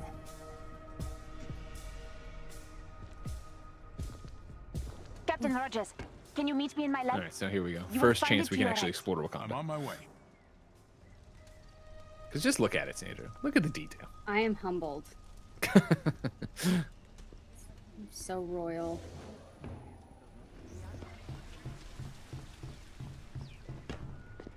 Run, Jeff.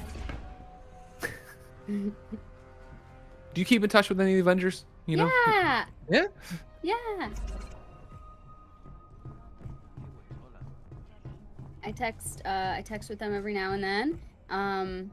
Michael Johnston, who plays Dante, is like one There of you my are. best friends now. You mentioned you would be willing Okay. to share some I information. met him Whatever you need. on the mocap stage. Wakanda will have access to all resistance intel. Thank you. Now, I am surprised the corrupted vibranium has spread so far beyond our borders. We will need to contain the damage Claw has done. You got eyes on him? Ooh, tell him about the Kimoyo network. Kimoyo? This is the Kimoyo network. Well, part of it. In cap speak, it's the internet, but better. Much better. The Kimoyo network provides our people access to all of Wakanda's collected knowledge. We use it for communication, transportation, and a great many other things. All thanks to our Kimoyo beads. And she won't let us have one. Citizens only. We have been using the network to keep track of Claw's movements. He is quiet for now, but if he makes any noise, our warriors will find him. Well, I don't doubt it. Thank you for the data, Captain. And when you get a moment, there is someone else who wants to meet you. Who's that? If the honored guest could Dave come Fenway. down to my chambers, I would appreciate it. Follow the smoke. Oh, that's new.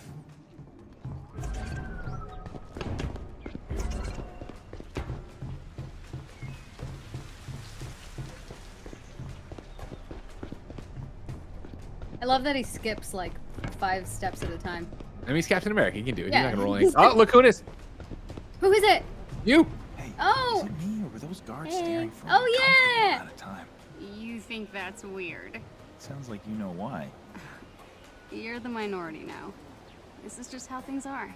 What? Really? Yup. Oh man, that sucks. It's not all bad. For every person who stares, there's like 1,000 who smile for you. Who welcome you for being different. For being you. That's really nice, actually. I have my moments. That was you, Sandra. That was you. So uplifting, Yay. as always. I feel like the amount of times I say good isn't a thing you are, it's a thing you do. Mm-hmm. Thank you every time. Thank you, and Abu. Yeah. You're welcome. I have it in my heart.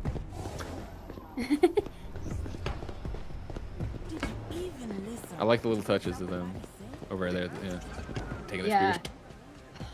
These candles. I'm a sucker for a good candle.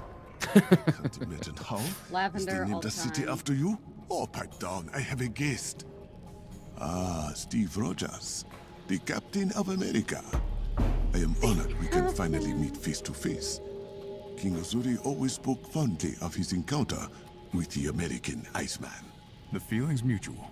You may call me Zawavari. I am the mystical advisor to the Wakandan royal family. May I ask you a favor, Captain? Always. The young king seems to trust you. Do not make him regret that decision. I won't take our position lightly. I promise. In return, a secret. The gods have far more to do with Wakanda's impressive technology than you might guess. As Nix, the princess's assistant, minion? I will tell him I sent you. Your guidance is appreciated. And may the Orisha guide you as well, Captain. Ooh. Look, we got Thor over here. We were told to talk to Thor. That's one note. Talk to Thor from Hannah. All right. There he is. Thor! Didn't expect to see you in a place like this. Midgard's sorcery has always piqued my interest. And the royal shaman is quite amusing. He doesn't mind you going through all of his stuff. What? Of course not. We're the best of friends already. We are not. Okay, I'll leave you to it. That would be for the best. Yeah, I'm interested to see how that relationship develops. Yeah. We're the best of friends already. No, we're not. It never registered to me that he was the captain of America. Yeah, you like that? Yeah. Zaravari, your communication bead is still functioning on your Kimoyo bracelet, right? Because sending people messages inside their head is unsettling. Oh, they are here. Shh. This is quite the workstation. Combat research and development, all of which is now available to you as well. You may thank Princess Shuri for that. I will. You working on anything interesting? Take a look. Zawavari has been helping me uncover the more mystical properties of vibranium. Perhaps you'll reap the benefits, should you prove yourself a worthy ally of Wakanda. That's a lot to live up to. Follow our king, and all will be well. It's nice meeting you, Nix. Steve, we need you in the war room upstairs. So obviously, Captain War for Wakanda Okoye wants to introducing brief new us. armor types Something and about gear malfunctioning sets, security so systems. Get the Sonic stuff. I'll be there ASAP. Get the vibranium, you get it.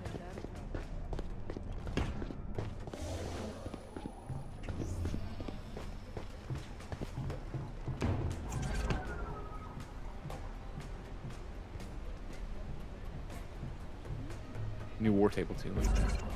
Ah, Sandra, where we'll take all our missions. Ooh.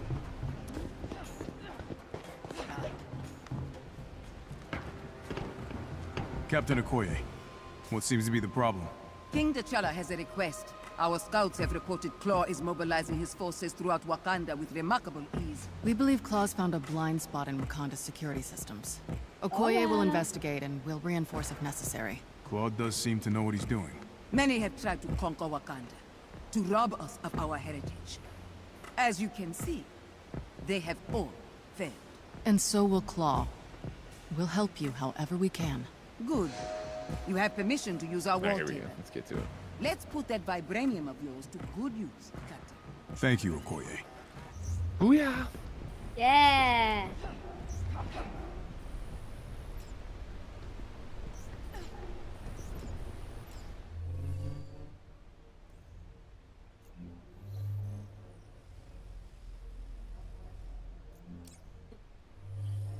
You guys are gonna make me spend a lot of time in photo mode. Well, yeah, this is beautiful.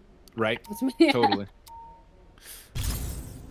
Especially with all the cool suits and all the new looks and all the new areas of Wakanda to go through. And I love the helmet look variant. I need that for the more traditional cap skin. Obviously, I have one I'm wearing now, but you don't. You just wanted to show off this suit. As usual, I have no idea what you're talking about. I recognize the Avengers as allies of Wakanda. Thank you. I hope we do you justice. Aw, me You will too. have to get used to keeping up with me. That's my brother's version of a warm welcome. You will also have Prince to get Mufasa used to says, that. Shuri sounds great. That's Erica You Luttrell. She'll be finally joining agreed us to soon, accept help, and it is from alongside the outsiders. rest of the cast. That is not like you. I am not accepting help. I am giving it. Then let me send teams to the corrupted sites. Take the Dora Milaje with you when you confront AIM. Do something other than driving yourself headfirst into danger. I am not just a king on a throne. I am the Black Panther. Then show us you can be both. I will. Big words, Sandra. Big words. Let's see if you can do it. By him, I mean me. A lot of pressure, Greg. Avengers, I hope you have familiarized yourselves with the palace by now. Your people have been most welcoming. I'd like to see more of Wakanda once Claw's been dealt with. You're such a tourist. A tourist? In Asgard, we call that adventuring. It's an emergency transmission. This is Okoye. You're being pushed back. We need assistance. You cannot handle close forces alone? He's not just Claw. He has turned our defense systems against us. Impossible. We've lost her signal. If Claw has broken the Kimoyo encryption, something is very wrong. Then I think it is about time the Avengers see what the Black Panther is truly capable of. It would be an honor to tag along. Move fast. I do not like the idea of Claw hacking our technology. Of course, in the war table, they pointed out nearly all the missions would be multiplayer for War for Wakanda. They said in the thing, right, of course, that it would be like, hey, you got to do the initial one. Here's where you start playing with the Avengers. Obviously, you can start having people searching.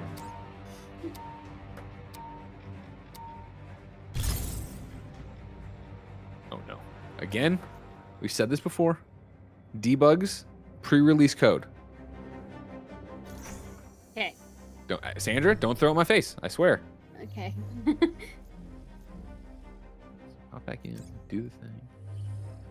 All right. You know what? Mission requires mission. Alright, we're gonna try it again here.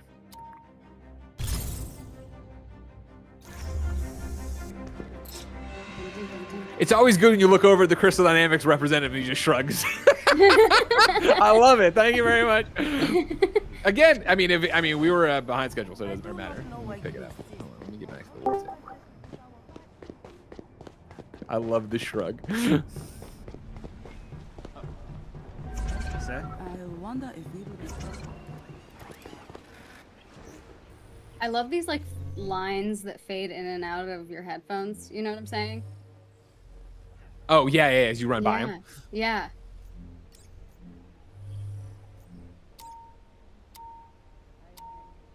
Okay, try it again. Skip the cutscene once I can.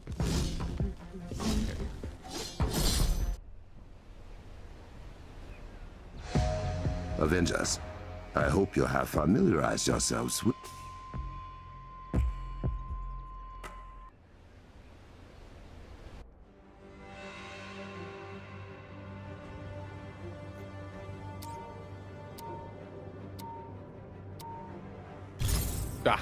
Download failed. Mission download server aborting mission. Now, Sandra, Greg. Here's where lesser hosts, lesser producers would panic. You know what I mean? We're supposed to play the second mission. If something's wrong with this debug stuff on the unreleased code that's already being, prepped for blah, blah, blah, we don't panic. No, Kevin. we're calm. Kevin, do you read me? Can we play the second mission that I gave you, the video? Ladies and gentlemen, that's right. We planned for what if Greg dies? What if I explode? What if there's a gas leak? What if a dinosaur tears apart my house? What if Sandra has to host this by herself? We have backup video. We have contingency plans. Everything's gonna be fine. Go over there. Bananas in the chat says, yeah, do you have Black Panther's harm room? Yeah, we have Black Panther's harm room. And guess what? You were already gonna get Black Panther in a harm room with the 150 character. You don't have to worry about that. We're not burning that here. We're not using that here. That's coming up later. I love this, Greg. Someone is using your face as an emoji. Oh yeah, I have a lot of emojis out there. I don't know if they're very popular on the internet. I didn't know. Yeah. Love it. Well, Kevin's giving me questions. Yeah, let it play in the little window and we can just watch it. There you go. Can you scrub through to when we launch the mission? Thank you, Karmic Justice. Be honest. You just wanted to show off. It only took me 14, 15 years in the industry to have a backup. You know what I mean? Because 3 years ago, I want to know what I'm doing. You know what I mean? Easy Allies is hosting this. They panic. They jump out the window. But us, kind of funny. We're fine. We got it. Yeah, we're good. Thank you. Sandra. I hope we do you justice. Yes. What is standing out to you most so far as we go and watch all this War for Wakanda stuff? I like the voice acting a lot. Sure, that counts. Yeah. All right, Kevin, are we in? Excellent. Well, it's that thing. I didn't know if people were seeing what I was seeing. So here we go. We're off to the races here as we watch pre-can down. I know Greg's not playing. You're upset about it. I understand, but don't worry. I'm sure this person's fine. Of course, you get to play this tomorrow when Marvel's Avengers launches its War for Wakanda expansion around 8 a.m. Pacific time, as we've talked about. Here they come. So here we go. Finally we get to see Black Panther team up with the Avengers and brawling through there, and that's what it's all about, Sandra. Teaming up. Yeah. We're a team. I wonder when Chris Judge is coming soon. Chris Judge, Erica, Deborah, Dave. We got this. They're all there. They're all coming through to talk about their roles in the game. Don't you worry. The cast is up next. You can get a taste. Oh, there you are. That's you again. In Biggin. My eyes are just. Hey.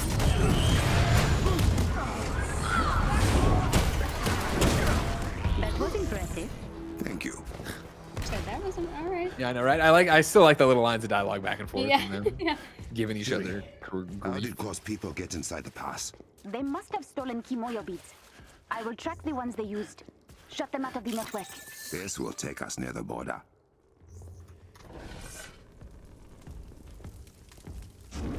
Back into that tram I was talking about. I'll tell you what. So last week, obviously, Sandra, I got to go preview this down at Crystal. Talk about it on the shows, and then obviously, okay.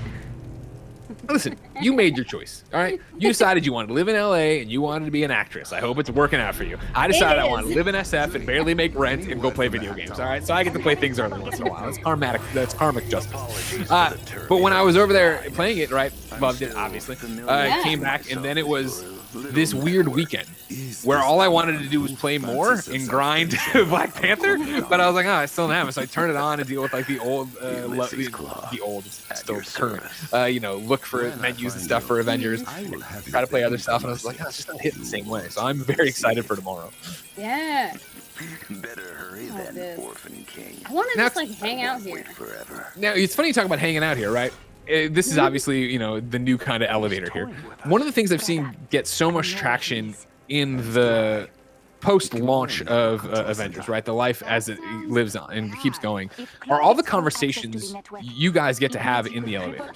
Where especially when they, finally put out the PlayStation 5 version, load times were so much quicker that people were missing out on elevator content, right? Like you can get out of it if you don't want to, you miss it. When you guys recorded those conversations, how did that work? Is that stuff you're doing on the mocap set? Is that stuff you're doing in, like you were talking about, where you're just like, in your closet doing this? Because it sounds so organic. Is like, there was one the other day that I think I saw, or it was either Goldfarb talking about it, or it was the subreddit of like, oh man, like you're talking to Tony's like, anybody, you got any questions for me? And he's like, what's it like having Cap as a leader? I was like, such a great dunk on him. But it sounds so natural. Is that stuff that was already written? Is that all improv? What's going on with that? Sometimes we riff and like I don't know what they keep and what they don't. Sure. But we do have all of that does sound like the stuff we do in the booth by ourselves. Wow, So we get all those lines and we're like, all right, cool, and then you do see the lines coming before and after you. And of course, keeping in mind, like, oh, Nolan's gonna be saying those lines, so like, I know him, they're gonna be snarky AF. So like, so yeah, I think knowing each other and having had worked together on the mocap stage definitely informs my behavior and my responses. You go through dealing with more of the sonic energies. Oh yeah, look at those big hands. Avenger, go!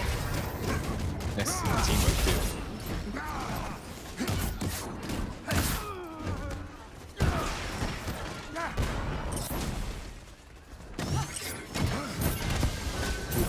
Look at that. Are you okay, brother? See, this is even. Why were we gonna? They're gonna have me play this whole thing. This is an upgraded Black Panther. Look, he was throwing like shurikens there. I'm just throwing straight knives. He was throwing them with a curve. That's awesome. We're gonna see all of that. Obviously, more coming up in the harm room, going through and seeing what the actual skill tree looks at, a bit more buffed up.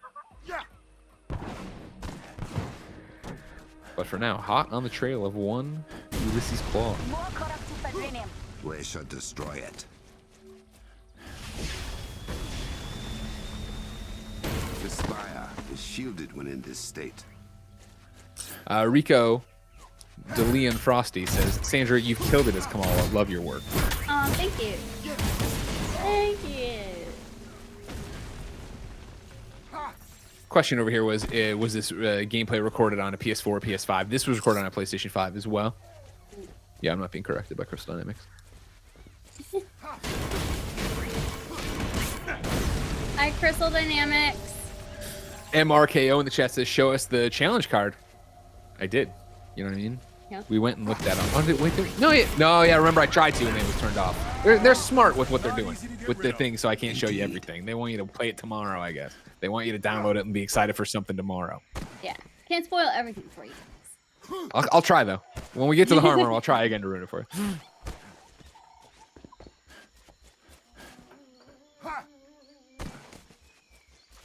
Yes, thank you, CD Debs, for all your hard work. Yes. More closed men.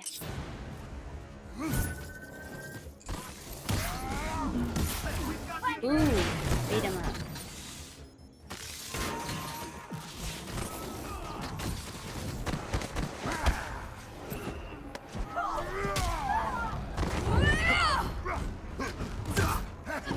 We're gonna do our base in the last 5 minutes, even less than that actually. At 11:45, we're gonna bring on the cast here. You'll get Christopher Judge, you'll get Deborah Wilson, you'll get Erica Luttrell, you'll get Dave Fenoy. all to come here and talk about this. Obviously, if you want to play this, if you want to see how the second mission ends, you can of course go tomorrow to your copy of Avengers and download War for Wakanda for free, of course, like all the other expansions, all the other characters. Remember, of course, if you're a lapsed fan, no judgment here, all right? Of course, I'm not lapsed. I've been here the whole time. But if you, for some reason, said, you know what, I got to go do other things, you got Clint, you got Kate, you got an Omega threat level. Even I doubt you're ready for it if you haven't been playing. Am I right, Sandra? You're right. They got no exotics. They don't know what they're doing over there. Get out of here. You got a villain sector with Monica. You got so much more stuff to play. But of course, War for Wakanda launching tomorrow. Yes. Greg, do you remember what Kamala's favorite ice cream is? Someone just asked, and I'm stumped. I mean, is that talked about in the, it must be an elevator conversation? I don't remember that as a plot point in the movie, or the movie, gosh. No, sorry, it was definitely an elevator. Yeah. I just remember you with that Slurpee. Oh yeah, for sure. Also, is it weird when I refer to Kamala Khan as you? I'm used to it. I'm used to it. Like, I understand there's a difference, everybody. All right.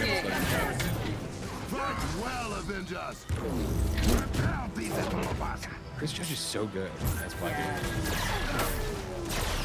I just want to stop everything and listen to my thoughts. Dragon S31 says it was talked about with Abu on A-Day. Well, what's the answer? Yeah. I know Abu, like, just eats all the ice cream. I'm not sure about Kamala.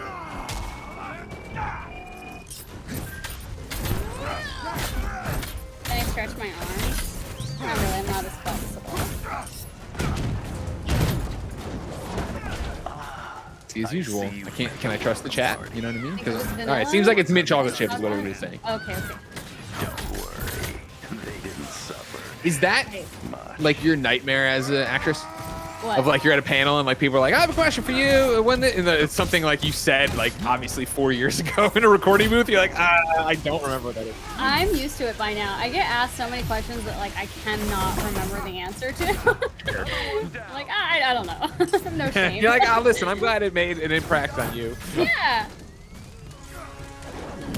Study Drop D says I can trust him or her or them because I said I don't know who I can trust in chat, but apparently I can trust Study Drop D. So I will, here or not, Study. Keep me honest.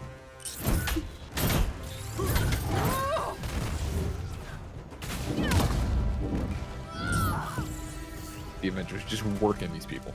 Mm-hmm. This is what you get for invading Wakanda. Come.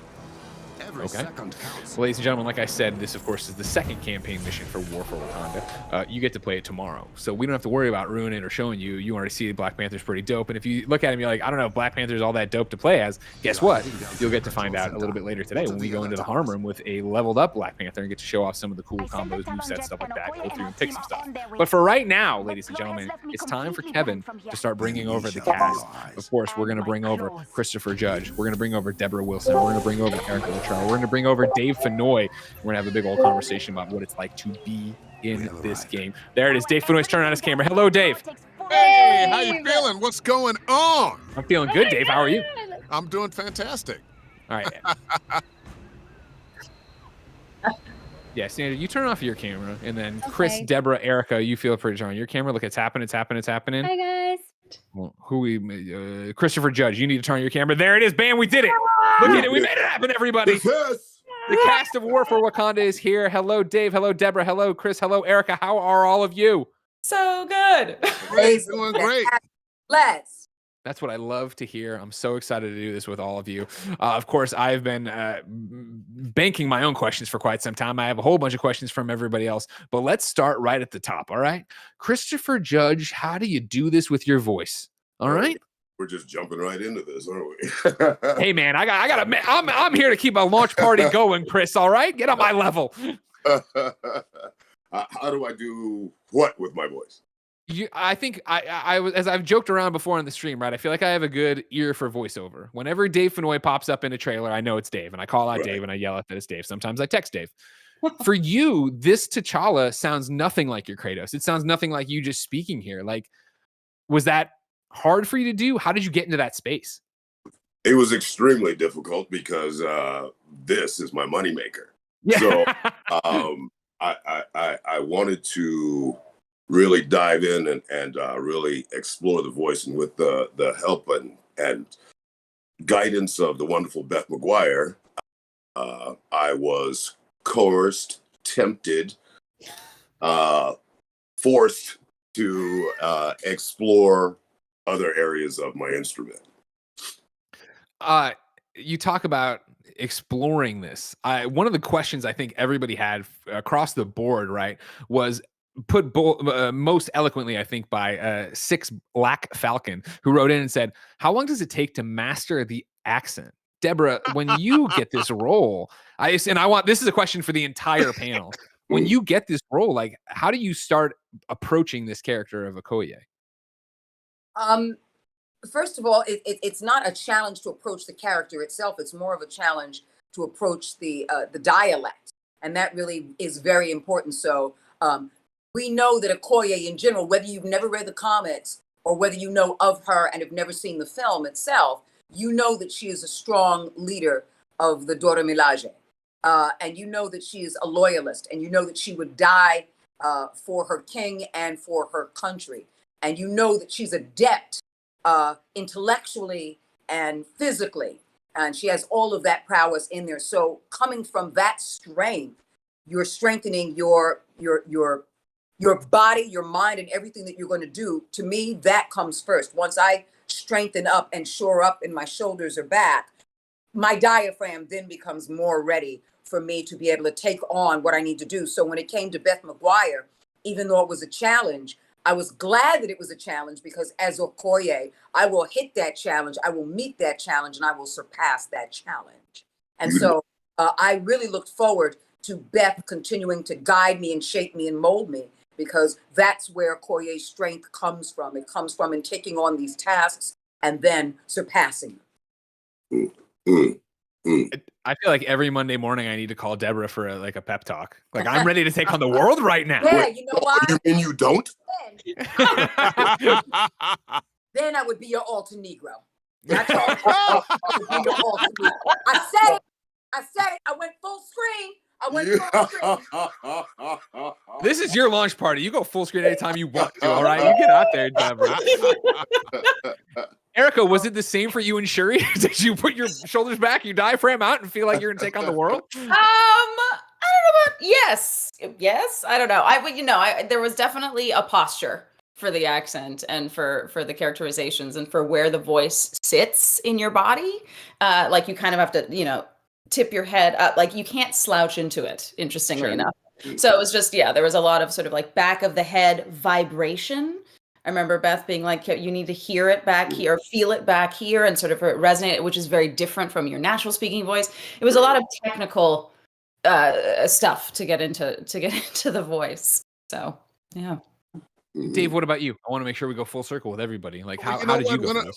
One of the things I would say, I have not mastered this particular accent, which is why Beth was on set all the time. When I say on set, on the Zoom call, got it pretty good. But after every take, that you felt good about, where you felt like the acting was right, and you're right in there with the character, oh man, that felt great. And now the Beth test. Yeah. And sometimes, oh, that was great, keep going. And sometimes, oh, that word there. No, that O needs to be like this. No, you need to hit that letter. So there are a lot of accents that I do I don't have to think about. This wasn't one of them. Right. It's so interesting what Deborah said about your posture, your body, because I felt like at the size I was, that I couldn't do the voice. So I actually lost about 20 pounds, to be more lithe, more agile,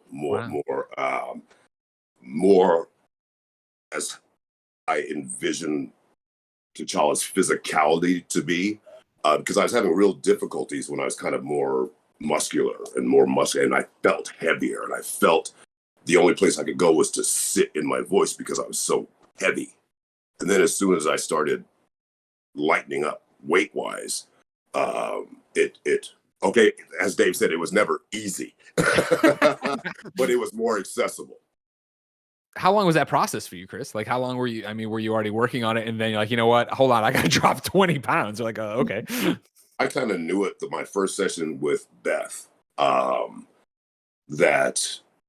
I had to be more agile, and so it was my first session. So I actually worked with Beth, I think 4 weeks or 5 weeks before we ever recorded. Yeah. So it was that's how far I had to go to get there. So because I kept requesting, I'm not ready. I need more sessions. And so through that, I was just losing weight. Deborah, look how surprised you are. Was it worry? Did you just go in, knock it out of the park? I repeat that. So, were you losing weight because you were worried? Is worry weight dropping off? Am I gonna get this accent right? Probably 50%, but yes. And then Deborah, what did you say? No, I'm just very fascinated because everybody's journey to get to that space is different. So when you're hearing this journey, it's very fascinating, very fascinating. And it also at the same time, very inspiring because when you have a powerful instrument and you're willing to shape it in order to fit this other vessel, it's inspiring. It's a masterclass in dedication and devotion and passion to what you do. And that's why you are a consummate professional. And you're everything you do. Coming from you, that means everything. That truthfully, one of the most frightening parts of it was that I knew Deborah was there. So I knew I couldn't come in half. Otherwise, she's gonna have it. But you know what? But you're also the kind of man that when you show up, you show out, and that inspires others. Love you. I love you. You know, we could go forth all day long. I want to just turn off my camera and let you guys have a conversation. Deborah, for you, what drew you to the project? Like, why'd you want to be a part of this one? I didn't know what the project was. So honestly, it simply was an audition. And I knew how to do the general and the basic African accents. I knew two particular accents that I could, African accents, and I said, okay, you know, West African accent, Nigerian, I can get that. And the general accent that's kind of light, which has an African lilt, but not over the top like Nigerian. I was like, I'm good with that. And so I had no idea what the project was. And believe it or not, it wasn't until I got to a callback of it that it started to come to fruition to what it was. And at that point, I'm still immersed in doing that accent, in finding that space, in becoming that energy, that it wasn't about whether I got it or not. I was too focused on, can I be in this space right now and hold this space and feel good about what I'm holding, feel good about what I'm holding. And so they are going to have their own feelings and opinions, but can I feel good about what I'm holding so that whether I book this or not, can I say I did the job? Because for me, booking and a job are two different things. When I'm in the booth, I did the job. I'm doing the job. I don't look back because I know I did the job. So if I don't book it, I know I did my job.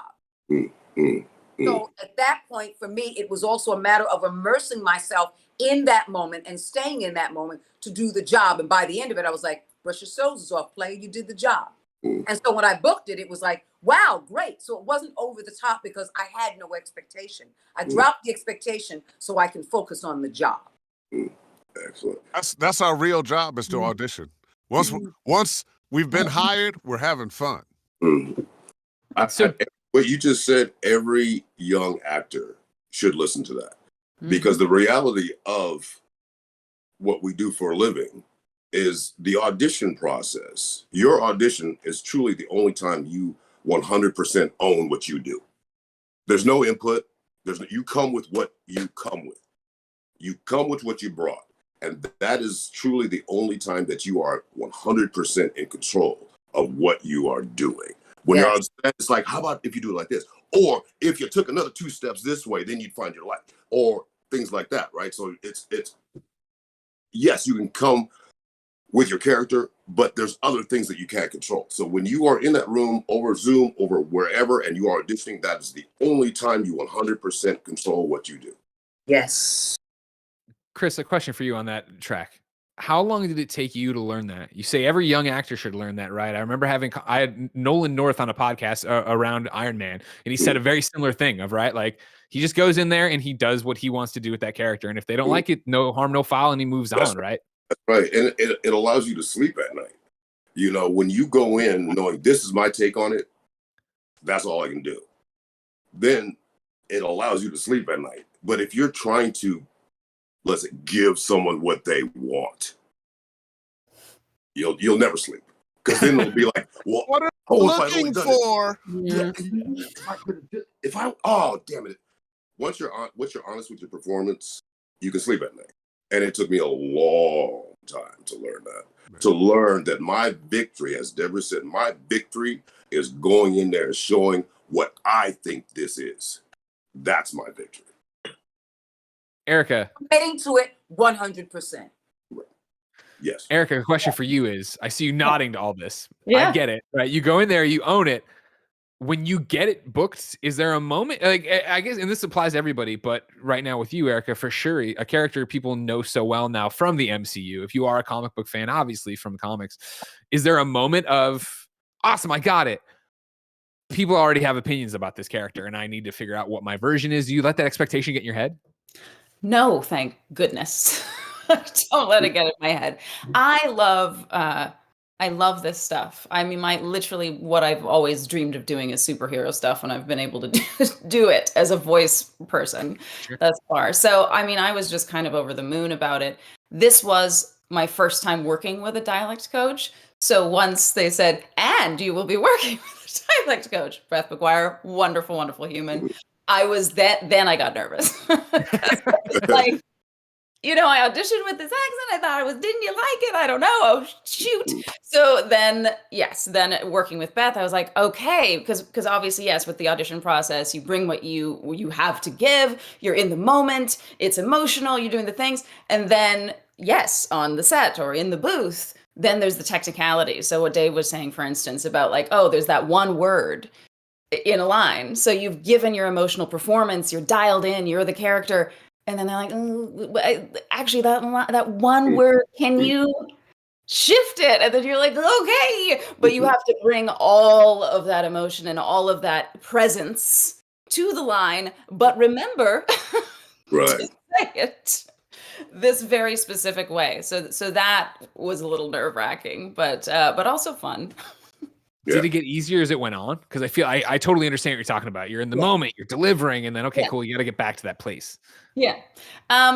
It did get easier, thank goodness. I mean, it's sort of like also developing a rapport with Beth and having her sort of know how I work, knowing how she works. And so then eventually I feel like I got the accent better, more consistently, so there were less corrections. And when that happens, then my nerves are able to become, because it's the more corrections you get, obviously, as a sensitive actor type, you're like, oh, okay, then I'm not doing any of it right. Am I doing, so once you get through like 5 lines and it's like, that was great. Oh, good.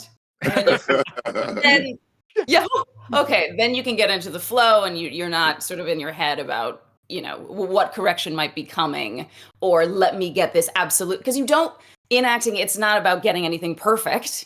It's about being in a moment, being present, giving yourself to this character in the moment. So, but with an accent, there is a measure of perfection. So and I'm a bit of a perfectionist, unfortunately. So it's hard for me to get out of my head anyway. It's a good thing that doesn't run in your family. Oh yeah, it's a good thing. Oh God. Terrible. It's terrible. Chris, asking Erica about expectations, was it the same for you? Like, obviously, you've done so many big roles. You've taken, I mean, we talked earlier in the War Table about you being Kratos, right? There's expectations to that. To step into Black Panther and be T'Challa, are there nerves at this point in your career for that kind of thing? Or you're just like ready to go and deliver? Well, the thing for me was the negotiation process was quite long, and so the first thing I said was, I'm not going to do a voice match. It has to be whatever I bring to it, and whatever is honest and in the moment for me. I voice matched somebody like 20 years ago, and I felt dirty. I felt I'm not kidding. Not only Oh no, I believe it. this man had a beautiful voice, but for whatever reason, they wanted to go someone who could do a voice like that, but cheaper. And I said, right then, I quit that job, and I said, I'll never do that again. It's a disservice to me. It's a disservice to this other performer who is scratching and clawing to make his way. So going into it, I said that's what it had to be. The second thing was, it can't be the Avengers come to Wakanda and save Wakanda. Can't be that. Otherwise, I can't do it. It had to be this wonderful story about Wakandans that the Avengers enter into. So that kind of was it for me. So, and it didn't take off the pressure of wanting people to like it, and for it to be great, for me to be able to match my esteemed castmates. But from that standpoint of trying to do something else to copy what someone else's brilliance, I did away with that right away. For sure. And then Dave Fenoy from DaveFenoy.com. Of course, I still have my coffee mug, Dave. If you didn't know, you can go to DaveFenoy.com and get your own Dave Fenoy coffee mug. Dave's looking at me each and every day, ready to go. Bravo, you. bravo. He's well trained, ladies and gentlemen. I still know how to get the plugs in for Dave. Don't worry about it. For you, Dave, like, talk about like coming on this project and finding out about what you were doing, and then the cast surrounding you, right? You know, it's funny because it's video games, and you don't always know. And for so long, I had no idea. As Deborah mentioned, I didn't know what I was auditioning for at first. It was, as a matter of fact, the accent they wanted was kind of voodoo, African, Haiti is what they asked for, and I gave them that in the audition. I liked the character description I really liked. So that's what I gave them. And then there was some kind of callback. There's some other lines, and do this again, and this time let's make it African. And I did. And as a matter of fact, I think at that point they were saying South African. And I went, wait, you mean that South African accent's different than the West African accent? Oh my. But I did a little research, did the audition, and they hired me anyway, because I don't think I had that accent down. I don't think I had it down. But I liked the character. And then when I discovered that this was Wakanda, this was Black Panther, I was ecstatic. I love the idea of being on something so groundbreaking. The comic was fantastic. The movie was fantastic. And I think this new part of the game of the Avengers is fantastic. It's an awakening socially that we are a part of, that the comic book was, the movie was, and now this is. Sure. So being a part of that, it's beyond just being an actor. It's beyond just getting that payday for acting. It's soul satisfying, actually. Sure. Yeah, I think that's one of the things that stood out to me when we were setting up this entire launch party, right? And talking about this segment in particular, Dave, is like, you know, I've been lucky enough to be your friend for what, a decade now or something like that. I've interviewed you at long. I know we're old, dude. You knew me when we're this so was, old. This wasn't all white back then. I remember those days. But it's the thing of, after doing so many panels with you, so many podcasts with you, so many different things, like, I don't think I've ever been on a panel with you where I was the minority. I don't think that, you know, I've ever interviewed you for a project where it was something that is this, where so many people were talking about the run up to this game, right? That like, man, I'm so excited for War for Wakanda. It feels like they're promoting it as if it's its own game. And in so many ways it is, right? Of you can buy, this isn't a plug, I swear. You can buy Avengers and jump right into it and play it. But the fact that we're talking about a game that is Black Panther centric, it is you guys centric. You are the main cast. Sandra's here strictly as a co-host, right? She's in the thing. You can play as her if you wanted to on your party, but this is a Black Panther game. You know what I mean? This is a Black video game. This is so much a part of what's going on in the culture right now.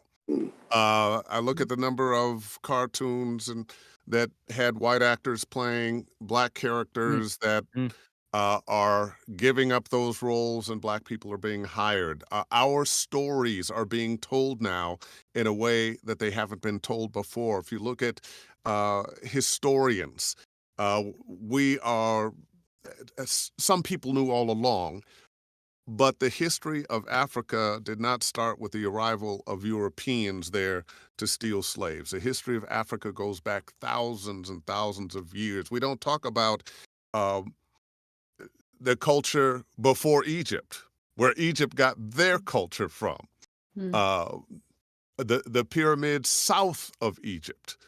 And all, Mansu Musa, there's Nzinga, there's so many great stories of black Africans in Africa that have nothing to do with slavery.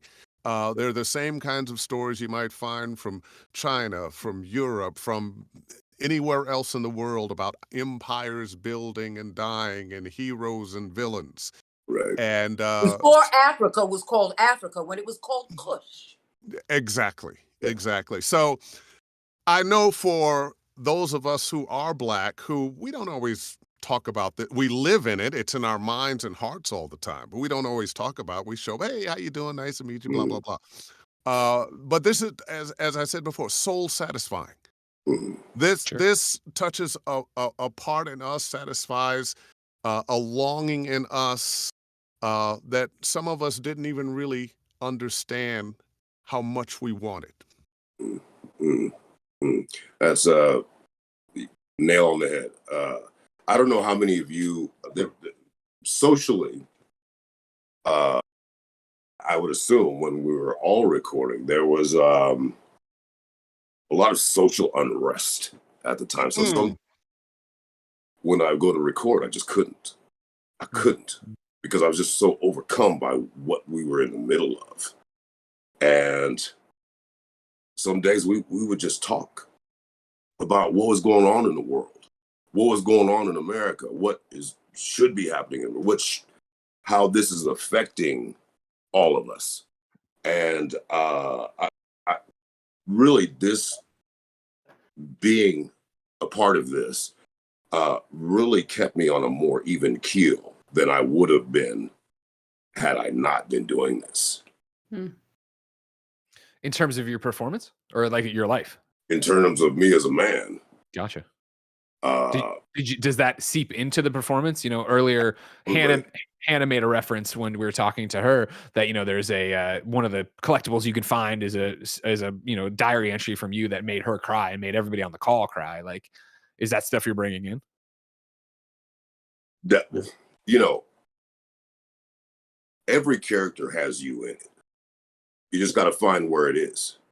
And sometimes it was so accessible because me as a man, I was so emotionally raw that it was hard to be in the right place for certain scenes because emotionally I was much more raw than those scenes called for. I was much more.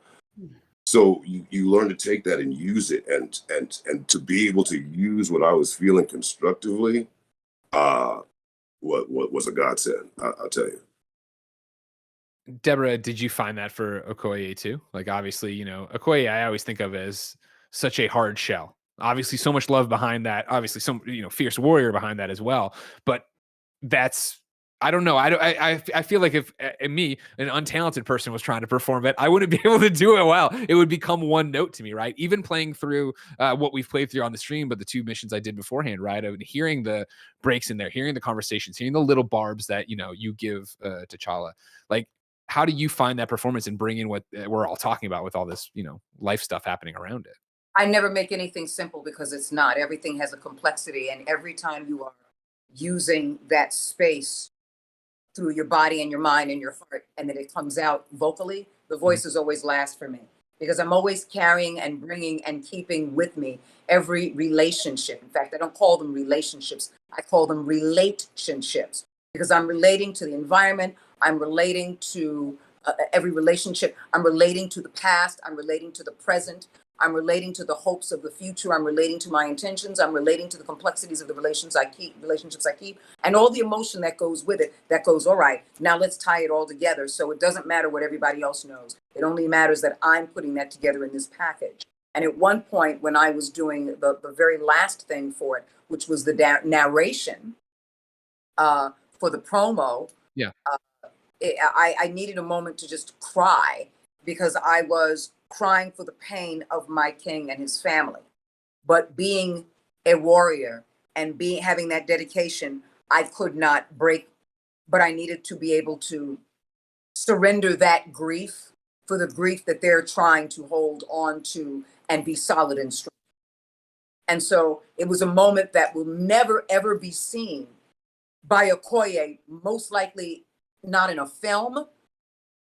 Most likely, I'm not saying it's not possible, but not in but most likely not in a film, and most likely not in a video game. And so it was important to make her flesh and blood through me, so I can have those emotional moments, so I can go back to that strength and have that also carried as a supplement in what I was doing. And so those things are very, very important to have that experience and have that relationship or relationship with, so that it comes out without it being overwhelming, while it's subtle, and it becomes something that's intimate for me, that I keep with me, that I share without you knowing I'm sharing it. How do you people do this? Like, I don't know. It's like every one of you is crying in the booth and doing all this stuff and having these moments. And I'm like, I remember Dave showing me videos of him crying in the booth doing The Walking Dead. Like, why? Why torture yourself like this, Erica? There's got to be other work you could find. It's incredibly cathartic. As you know, as Chris was saying, it's one of those, like, if your feelings, it's a relief sometimes to go into the booth and to give those emotions to the character that you have. And it adds all this complexity, but it also heals you at the same time. So yes, there is other work you could be doing, but there is something incredibly beautiful about being able to be, there's something about it for me where, you know, sometimes I'm really shy, sometimes I'm more of an observer, more of an introvert. But when I'm, in some ways, I can be more myself, in playing different characters. I bring all these aspects of myself that I sometimes stifle in my day-to-day interactions. So, you know. I don't know.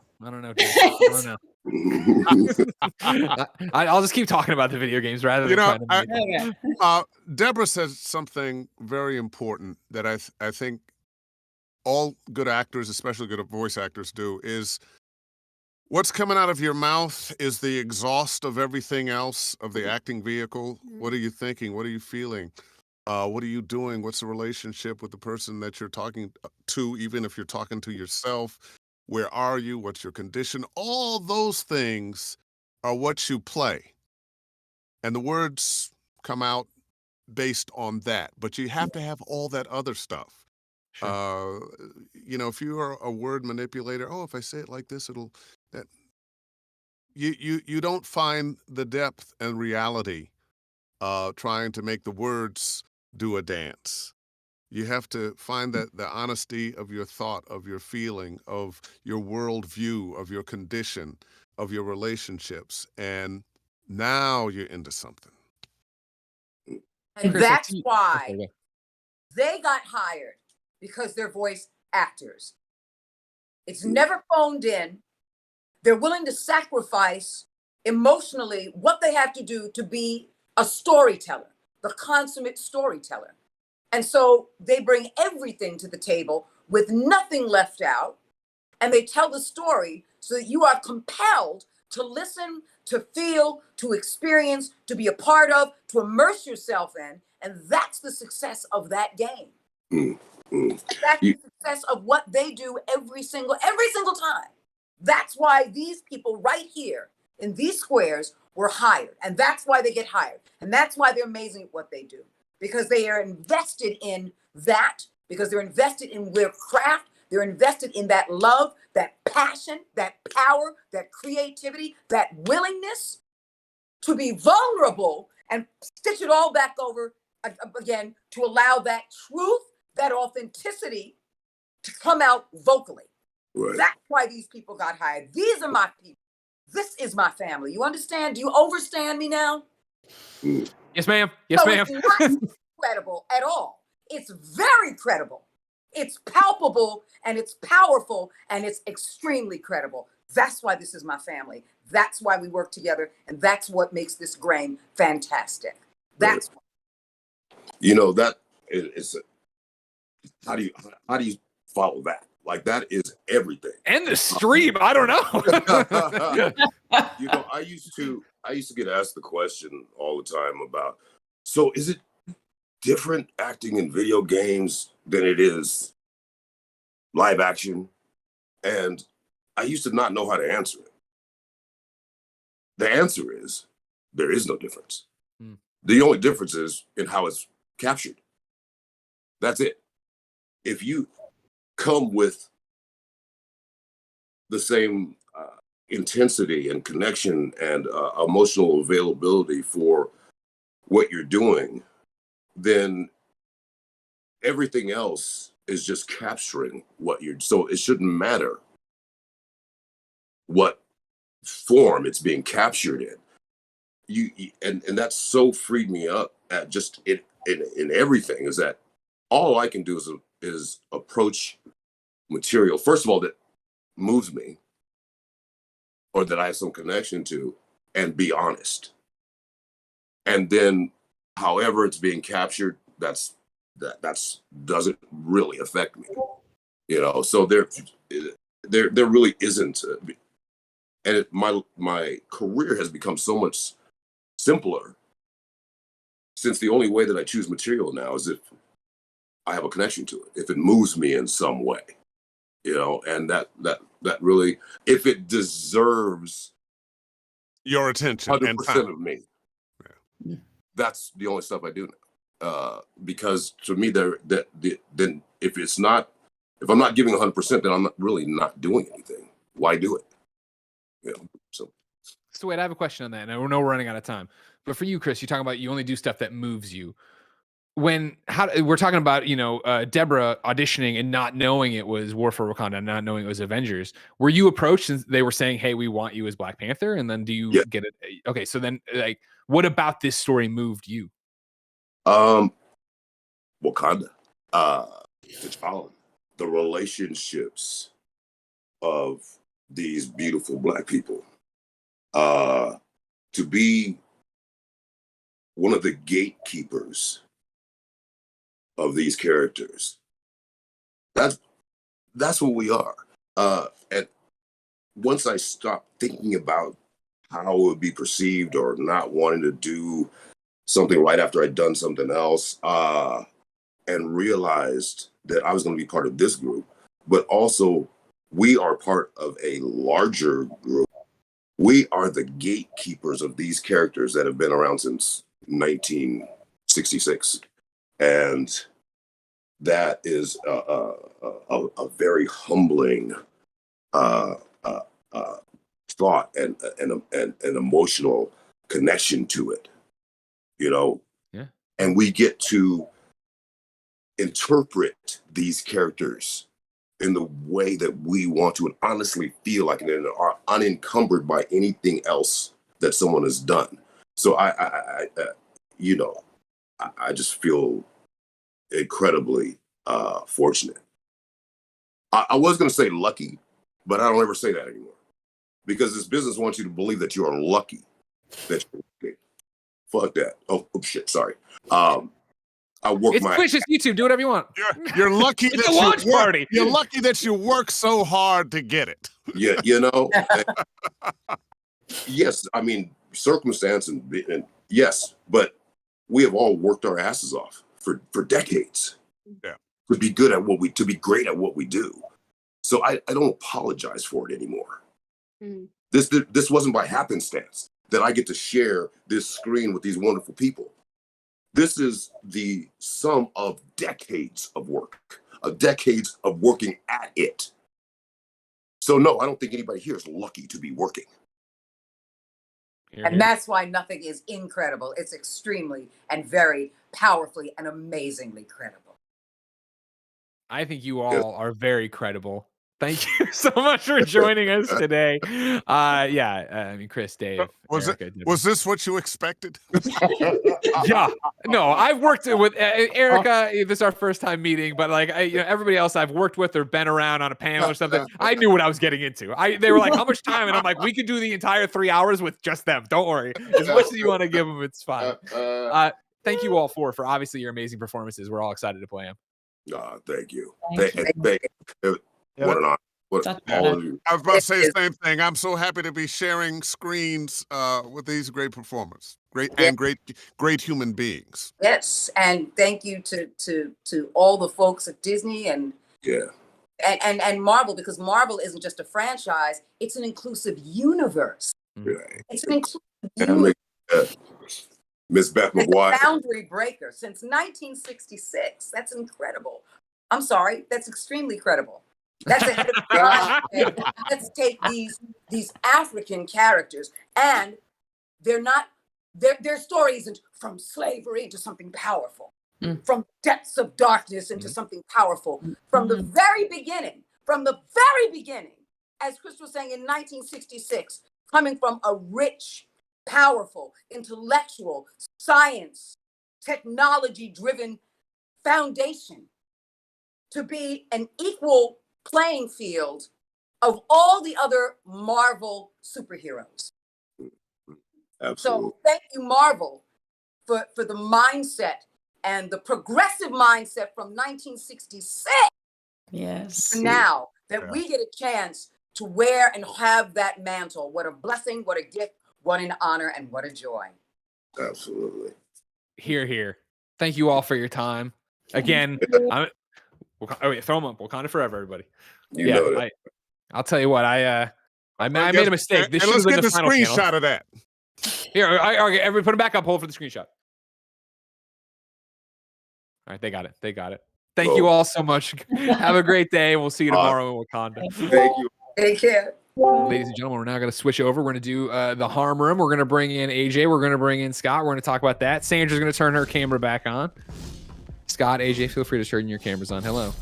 Oh my God. It's a tough act to follow, Scott and AJ. I hope you got something. I hope you got tricks up your sleeve. Yeah, I was watching that. We'll see. Hi, Scott. Hi, AJ. Hi, Greg. How's it going? Hi, everyone. Hello, again. hello. I just want to acknowledge, as an actor, how incredible that talk was. I get a lot of questions from people in my DMs and stuff about how to get started, and the way to get started is by listening to talks like that. So incredibly credibly moving. So thank you so much to the actors who were just happier. If you can hear me, thank you for moving me.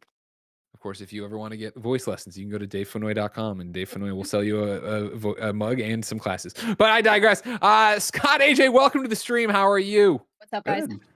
Doing wonderful. Thank you. Scott? Yes. You, of course, work at Crystal Dynamics. You, of course, work I on this do. game. You, of course, have had some involvement with this here Black Panther. What do you do? So I'm a senior designer on the combat team. I've been working on Avengers since it started, pretty much. So pretty much anything that a player does on the sticks with the character is what I do. Traversal, combat, making all of that stuff feel real good. Okay. And then AJ, what about you? I am a senior animator here at Crystal Dynamics and been working on Avengers same time, the entire time of its existence, and it's been a blast. And yeah, we're responsible for all the motions. You see all the combos, all the movement, all of the bones that are moving on screen. Yes, we do all of that, and it is fun. So, start with me, Scott. We're obviously running through a harm room here. We're using as I would call it, a jacked up Black Panther, right? He's you see it here, 141. We're out there. We're ready to go. You can jump into skills. We can see what's going on. Obviously, here we are at the end of what Black Panther is, right? All these things. For you, Scott, when you're going through and working on this, you're designing a character like that. How does that start? What happens? So when we first get the character, we immediately go to the source material. We look at comics a bunch, like start going through those, figuring out what's iconic, what they use a lot, things that are repeated often, that really stand out and players or fans would identify with. We look at every other media as well, movies, games, cartoons, you name it, just to find out. Like, I mean, Marvel fans are, there are fans of just the MCU, there are fans of just the comics. There are kids growing up that watch the cartoons, or I mean, I watch the cartoons, so yeah, don't put that just on kids. Don't put about kids. No. But yeah, like people have different exposures and access to the Marvel stuff. So like there are fans from all walks, and it is a matter of making sure that we identify those iconic things and bring that to the screen. That way, when they play their favorite hero, they feel like it's actually that hero. So. Hey, Kev, real quick, too, for tech at home, they were saying the game's a bit loud. Can we get this down? I mean, since we switched units, it might be a little bit louder. So you go through, you identify all the stuff you like from comics, from cartoons, from movies, whatever it's going to be. Then what is it? Just a giant whiteboard? Like I can't even begin to fathom how this goes into production, AJ. Like where does that go? Where does that start? I think you nailed it. Whiteboard or sticky notes on my computer. Since we work off site, I'm a huge fan of sticky notes, but we won't get into that. Yeah, you're looking for that post-it note sponsorship right now. No, I think we just look at all of that material, and then we kind of look at our hero design, to Scott's point, and we kind of see where things can slot in, where things make sense, where I mean, it's very organic in that sense, but we know that we have light attacks and heavy attacks and sprints and so on and so forth. So you do start to kind of find, I guess, channels or places where these things can live. But it is, again, a very organic process, and I think it's a lot of fun. So. Obviously, we're doing this harm room. We're doing with a leveled up Black Panther. I want to call out how much I love having the Dora Milaje pop in on the ultimate now. What is that? That's max level once you level it up all the way?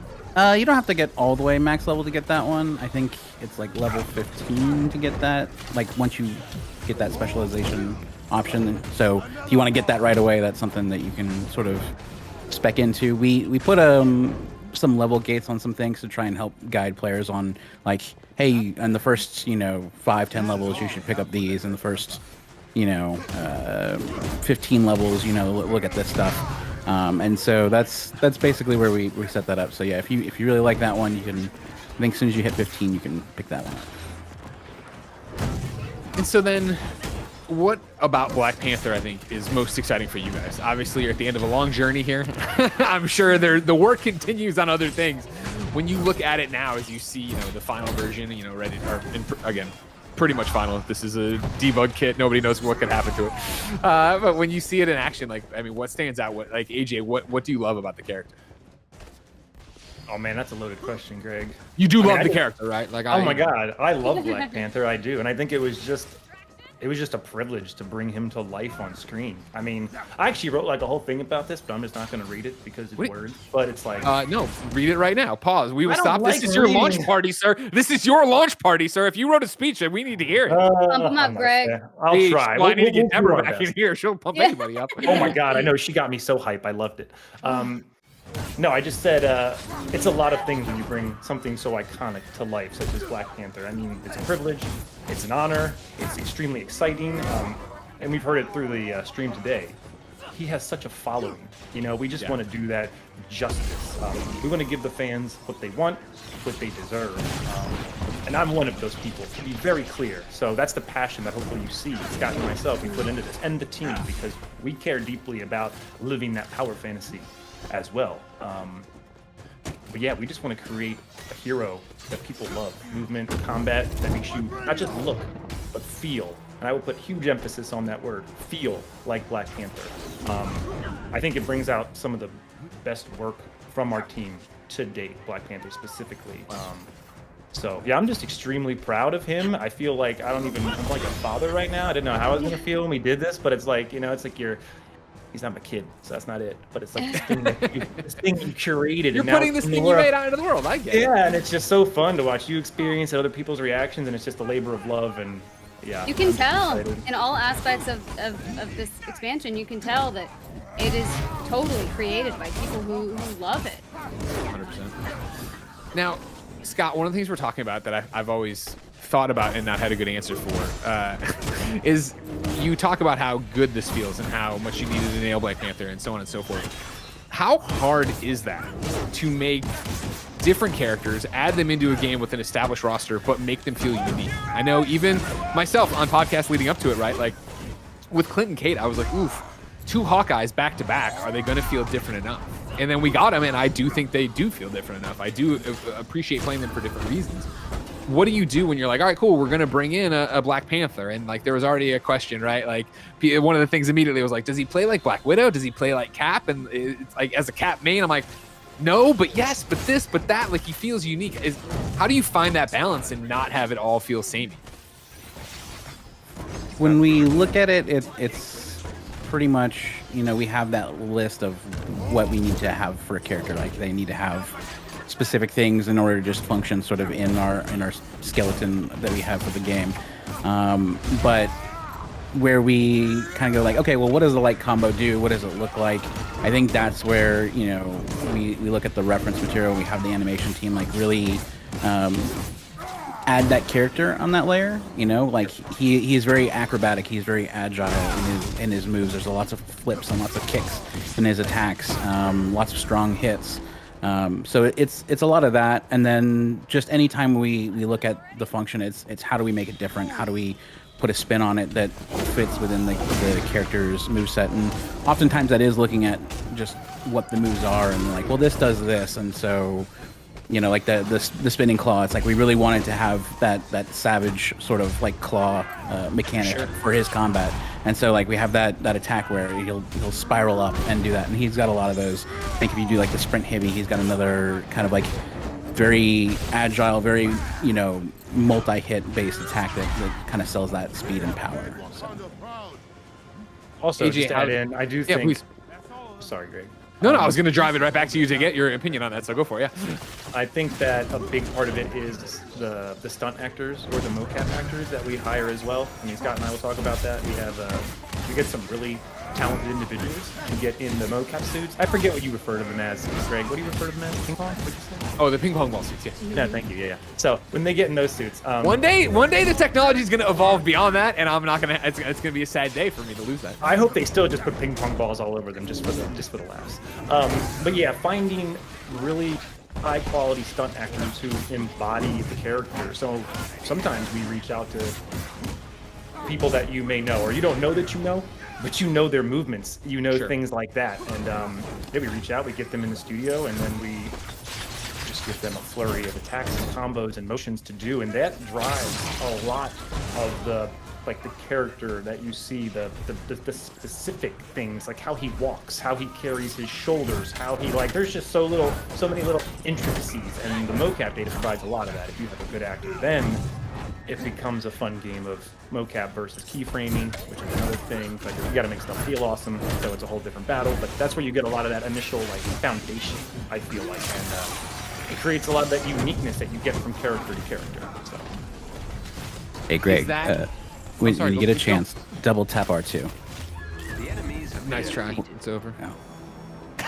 I'll start it up again though. Yeah. What do you need me to? What is Oh, it? Thank you you for saying stuff like that, because remember, I've never gotten to play with a main one, so I'm like, I think I'm doing well. I heard you don't like to block, which is kind of a key thing for Black Panther.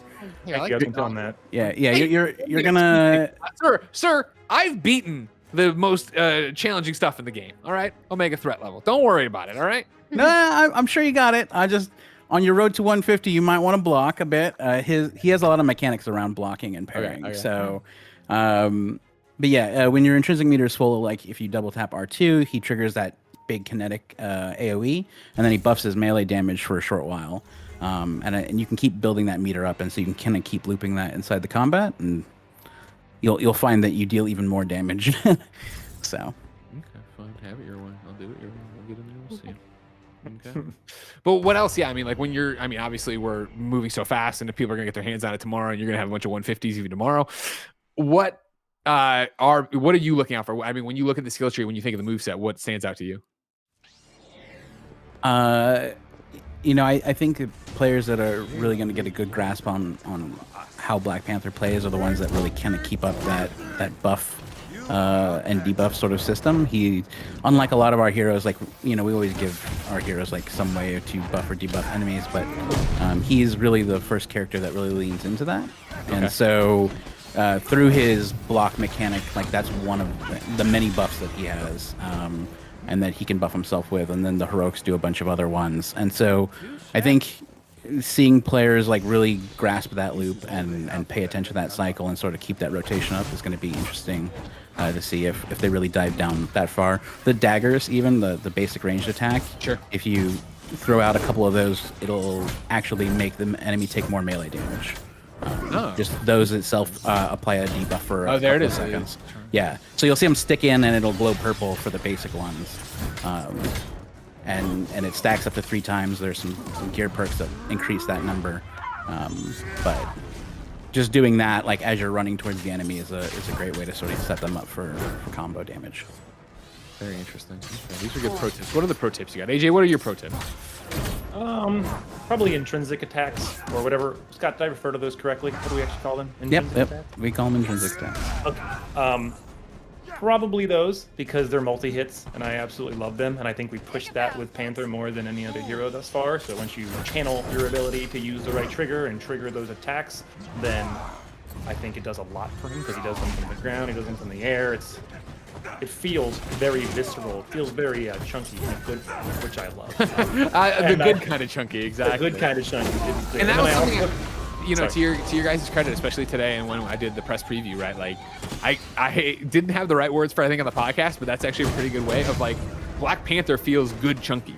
You know what I mean? Like, he feels like he's got the muscle behind everything he's doing, and he looks it too. When you hit people with those multi-hits, Greg, yeah, you're gonna get like this cadence of like, and I mean, you feel it, right? That's what we talk about with things being visceral. You could make him move and twist all day and spin all day, but it doesn't mean much if it doesn't feel like anything. So that's why I'm a big fan of those. I also love the pounce stuff. I think the pounce stuff is huge. It makes him feel like Black Panther, in my opinion, and it's just a lot of fun to see him just jumping on people and wrecking them. Okay, now you want me to double tap R2 when I get a chance? Yeah, wait until you get. I was gonna get some guys. Yeah. Clear this way. Yeah, and you'll see those intrinsic attacks when you do the ultimate heroic too. So normally that's one other way you can use your energy is to hold down R2 while you perform the attacks. But when you're in the ultimate state, you just get those for free, and they automatically get triggered. Oh, that's true. I trigger his ultimate all the time, so that's probably why I'm just running around holding X, and I'm just slashing everything. I like this ball, too. Yeah, so that he gets his energy clause during the overcharge state there. This is all they have for that Black Panther. Okay, well, I have to relearn everything, apparently. You guys keep adding cool stuff to this game. And I don't know what I'm doing as Black Panther yet, but I will! I'm taking him to 150. AJ, are you going to help me? Yes, sir. Okay, good. Everybody, you know, I don't want to, I'm not naming names here or anything, Scott, but I want you to know that AJ plays with me and you don't play with me. So just putting that out there. I play so much on our dev builds. I don't have any, unfortunately, 150s on retail, but I'm kidding me? trying to set some time aside. Okay, well, AJ, I need you to coach him through it, all right? And we'll get him in there eventually with us. We'll get Scott there. He needs to be there. It's okay. All right. Guys, it's time for you to sign off, believe it or not. I'm going to bring on Morgan Gray here in a second. But before you go, is there anything you want everybody to know for War for Wakanda coming out tomorrow? Oh, just the deep sigh from AJ. Because that's loaded, man. I mean, just I know it is, man. Have so much fun. We love Panther. We had so much fun creating him. Please go play with your friends, assemble, and just that's what this game is about. So just have a lot of fun, please. Yeah. We want to see it. Yep. Enjoy the combat. Enjoy the exploration. I think the team did a lot of really good work, and fans will be really happy with it. I'm thrilled. I can't wait to play more. So thank you guys so much for all your hard work. Thank you. Yeah. Thank you. All right, AJ, I'll see you online this weekend. Later. All right. As he moves out, we're going to bring over Morgan Gray. Morgan Gray coming in here to close this out. Sandra, can you believe it's been 2 hours and 40 minutes already? Oh my god. Yeah. What's up, Hey, guys. Morgan? Hey, Morgan. How's it going, guys? I've been enjoying the stream so far. This has been good. We're Me doing all too. right. morning. Yeah, it's been doing well. Like I was trying to do like a $5, $10 like put the donate button. I couldn't find it, so I just. It's okay. You don't need. How does that work? If you donate to Crystal Dynamics, does that just go back to you? It's like I wouldn't say it's a mining town with mining script, but there's similar. No, it's horrible. I shouldn't say that. We're in trouble now.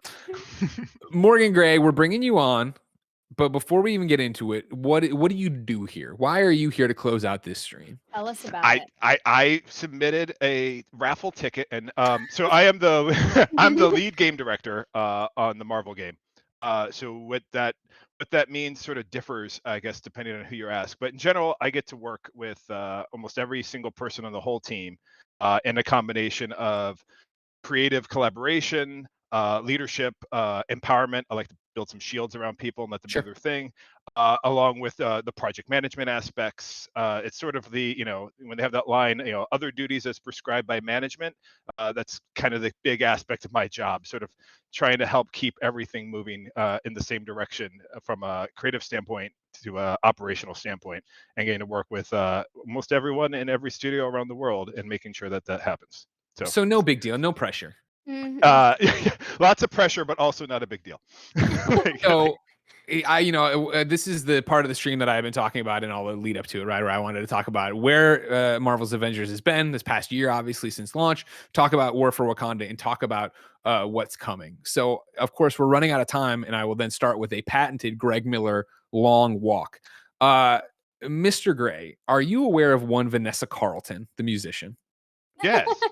Vanessa Carlton, of course, has the song 1,000 Miles. When I saw her most recently in SF, because I've seen her many times, when I saw her most recently in SF, she came out, ladies and gentlemen, Vanessa Carlton, she came out, she sat down, she pulled the microphone in, and she said, I find it best to get this out of the way in the beginning. And she went right into 1,000 Miles, right? I feel like we should just get it out of the way, Morgan Gray, because I've seen it all day long in the chat for 3+ hours. We'll start with the number one. What can you tell us about Spider-Man? We're working on him. Okay. I could say that we're working on him. He's cool. He was bit by a radioactive spider one time as a young child, and then found out that with that power came great responsibility. Uh-huh. I think The those are chat all is things I losing can it. say. That's Those all are you can say, huh? Okay. I mean, I could say more, but I kind of want to stay employed. That's fine. That's fine. No, and we're not trying.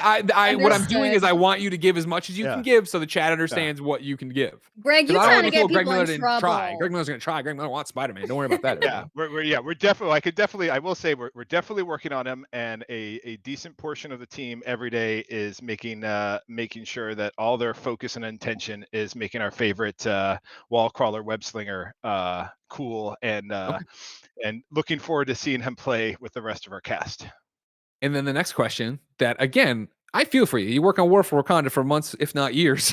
And then the people, the day before it comes out, they're like, what about more? What about roadmap? Oh man, that one. So that I can honestly say that conversation goes well above my pay grade and involves a lot of talk between our brand, Marvel, Square Enix, and so I can tell you that I can tell everyone that many of the things people are interested in, like we listen to the threads, we listen to all the threads, especially they're a great combination of positive feedback and some really well earned critique. That a number of the things that people are interested on, we're paying attention and trying to make sure that we're tackling them. In the order in which they were dialed is my favorite joke on the team. But I think others have to decide when we want to tip our cards and show what the next number of months forward look like. My dodge. Fortunately, it's not even my job to do the roadmap, so I don't have to feel so guilty. But I can say, a lot of us also want to get that roadmap out to the world because, one, we like people knowing what we're working on, but two, we read the threads. So there's a lot of us sometimes that are like, if I could just make an account and I could go and just kind of tell people, and that would be cool, right? And the answer is no. And they were like, no, that'd be cool when you're in the unemployment line. Like, see you at GDC. So then let's go back now, right? Okay. Talk to me about the journey so far, right? It's been almost a year, I'm fibbing a bit, right? We still got a month to go, but almost a year since the launch of Marvel's Avengers. What has that been like, launching this game that you guys had worked so long on, but then had to go into a global pandemic with, and then continue it through a global pandemic, then figure out how you're going to do not only working across the globe as you were with studios already, now work from home. I mean, like, this is nightmare stuff for anybody, let alone a game that's going to be online all the time. Yeah, I mean, for sure. I mean, I guess firstly, the thing that needs to be said, which is, every one of us allowed to continue to be gainfully employed while the world's hit with a pandemic and people are losing their livelihoods, some their minds, and sadly, too many of their lives. Like, we got no problems. I got to put that out. Like, this is all blessings. This is all good days for all of us because a lot of people have been impacted. terribly. So I got to say that. Then onto the game creation thing. One of the harder things, I guess, is just the anyone who's done anything creative, even if it's just played a board game with friends, it's really awkward to try to sort of make music with people that you can't see. That aren't in the same room. So learning how to keep the creative energies going and collaborate when your only window to others is now a small screen and a camera, and maintain those relationships, let alone build new relationships. Because we've hired people during the pandemic. There's people that I'm close to now that they might as well be a pen pal because I've never met them in real life, but we've been up till 4 a.m. talking problem solving bugs or whatever, and now they're like family to me. It's been interesting. I think the thing that is, there's a lot that could be said about the inefficiencies and how difficult. The thing that no one was really factoring in is like it's the practicalities. I think of the experience of closing a game out and working on post-release content. People limited by their bandwidth. Like our game, in a development environment is humongous, gigs upon gigs upon gigs. When you have to pull that thing down over, what might be good for your YouTube or Twitch streaming is not the best when you're like n number of hours waiting to pull down something so you can quote unquote work that day. So these sort of like oddities, right? Like the hangups with people's intermittent power or with blackouts, or there's been like frosts in Texas. There's been world events. These things all make it more complicated. On the plus side, because we've always had a lot of international partners and studios, democratizing everyone from really being on the same level playing field. There's no in crowd. There's no, well, the people in the main office get to do blah, blah, and the rest of us get scraps. Like everyone got equalized. And that I think really helped build stronger relationships across the world. That allowed people to understand like better ways to communicate because you had to. And in many ways, I think we've become a better team because you can't just use inference and body language. You have to be more diligent, more specific, and really put the effort. And especially when there's a miscommunication, you have to do the big thing of like call someone up and be like, hey, I think you misunderstood me. So these things have been I think mixed blessings, but positive. Sadly, I think as everyone has noticed, the hard thing was all of our timetables and all our projections. Like, who knows anything? It's like it blew it all out the window. So it's made scheduling the like way problematic as we try to like learn something that for at least myself 20 years of game development. I'm like, wow, this is new. We've never had to do this before. So then, like, how much of a I don't know, gut check moment was it then to put out roadmaps that had dates on them again, to put out like to say that Black Panther's coming in August? It was a big moment. I mean, there's a lot of people who keep the lights on and pay people salaries that wanted concessions and confirmation, and there's a lot of I think on us and the team being like, well, we think we can do X, but we can't be certain, and there's sort of do you say nothing and be too cautious? Do you become brazen and be like, screw it, we can do whatever we say, just throw it out there, we'll make it happen, and then probably in the middle, there's a bit of like, best guesses using what metrics we can, and a little like, well, if we burn the boats, I guess we have no other option but to solve. It's kind of a mixture of all the above. But the real deciding factor, right? Because it's not like we're releasing retail product in these expansions we've been working on, right? We don't need a secure shelving space. There are logistics, but it really was like there are a lot of people playing our game really want to know what's coming down, where we're putting our priorities and what they can expect. And we need to give them some commitment.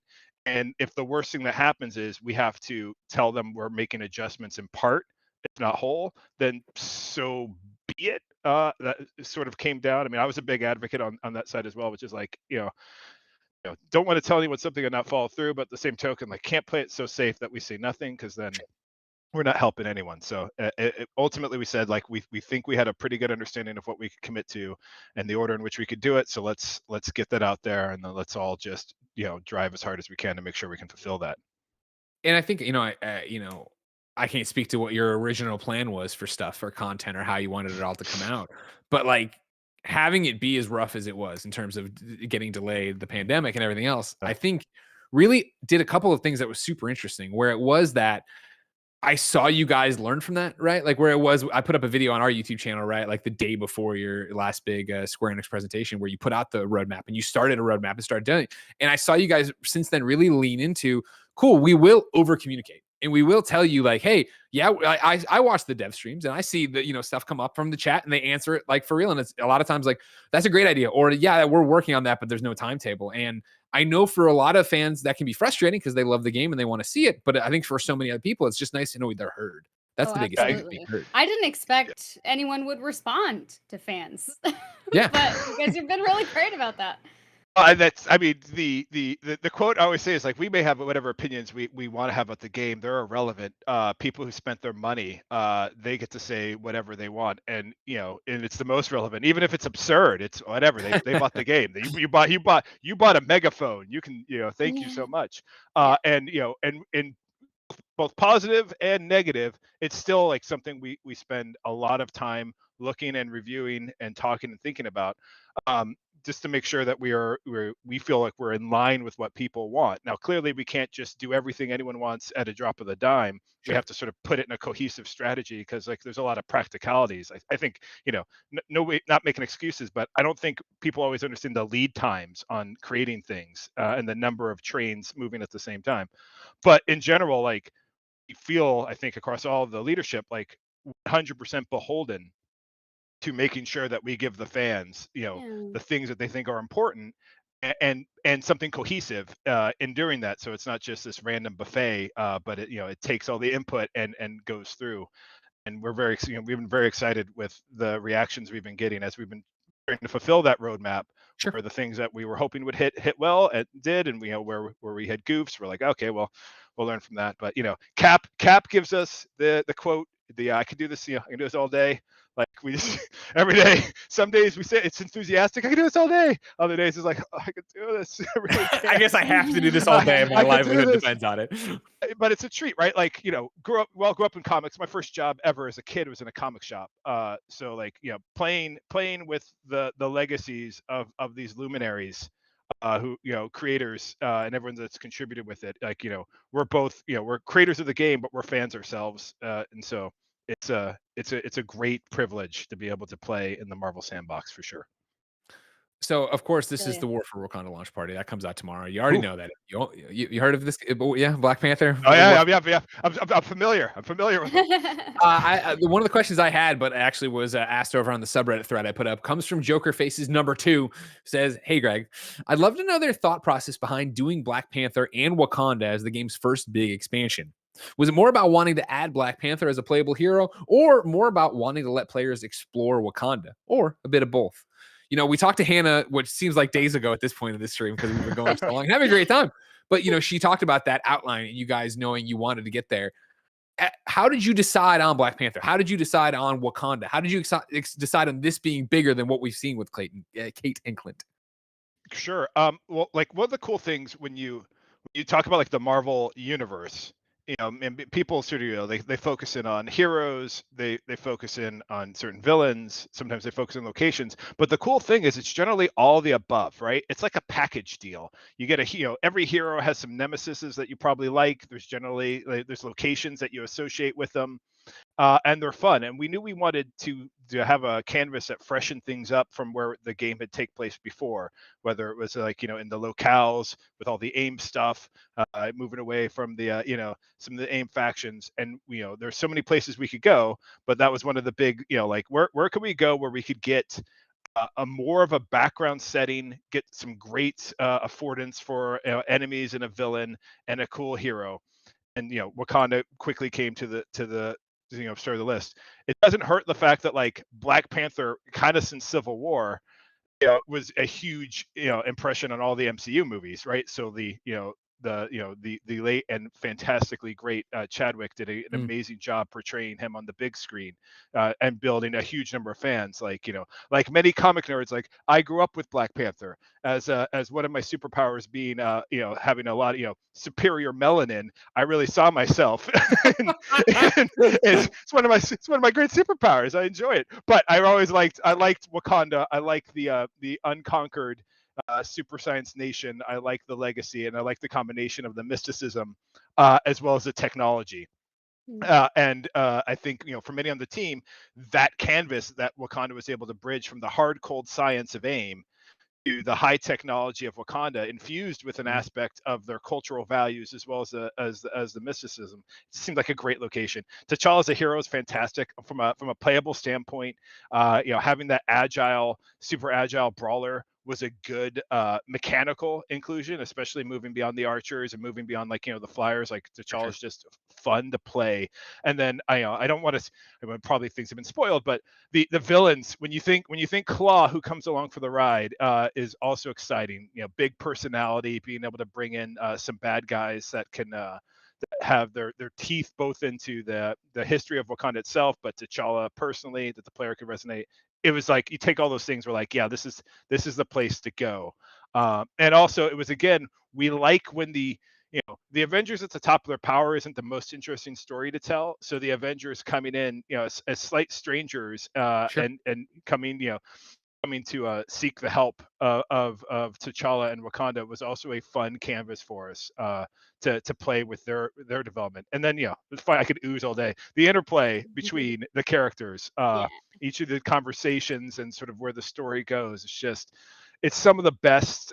It's some of the best, I think, experiences that the game has offered to date. It's probably some of the best writing and delivery that I've seen in video games for a while. I mean, there was an exchange you guys played earlier. I won't spoil it, but there's some wisdom about being the other that comes to play. That when I first heard it in game in its final voice acted form, and you did a fantastic job through Kamala. I got misty, and I'm not Clint Eastwood kind of tough as nails man, but generally 11 a.m. on a Tuesday at work, I don't find times to get like a little misty eyed about how games can deliver some heart, but some heart came through. And so all of those things, I think, made this a great choice for us, because they're a great canvas to spring from where we left the plot line. Yeah, bouncing off of that, I mean, at this point, we all know the Avengers really well, and their personalities, and of course, what the voice actors bring to their personalities. But now you have these wonderful new characters, and we all know how royal T'Challa is. So all of these conversations that occur, yes, like the new dynamics are so great. I'm starting to remember my exchanges with T'Challa, and you're right, they are pretty striking. I can't wait to see it. I can't wait to see it all. And that's out when I get it tomorrow. Of course, don't worry about it, everybody. You can play it too. 8 a.m. Cancel school. Cancel school. Cancel work. Just stay home and play. That's how it's gonna be. So, Morgan, are you ready for the lightning round? Yeah, let's do it. You're running out of time over here. I know you got things to do. Of Tell me course, to you gotta talk get fast. ready Okay. for a thing. So I have quick questions, then my big question to end it. All right. So throwaway over on the subreddit said, "Are the new enemies exclusive to the Wakanda region and will only appear in missions within Wakanda?" Currently. Okay. And we saw it because there's also then the corrupted event's going to be kicking off too, right? The corrupted. I've been talking for 3 hours and I'm just blanking. Corrupted vibranium. Vibranium. Thank you so much. I was hung up on animatium. I'm like, that's not what we're talking about. That's popping up all over the place, right? That's it. Yes. Yeah.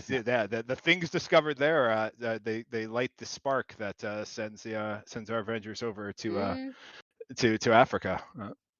Jumpman23 wrote a question, and I was like, when he wrote it, I was like, I'm not going to use this question. Then you sneaky developers over there the other day put out a little pimp for, hey, guess what? On the 17th, you can get a new Captain America skin from Avengers, right? Just from the Avengers movie or whatever. And I was like, that's interesting.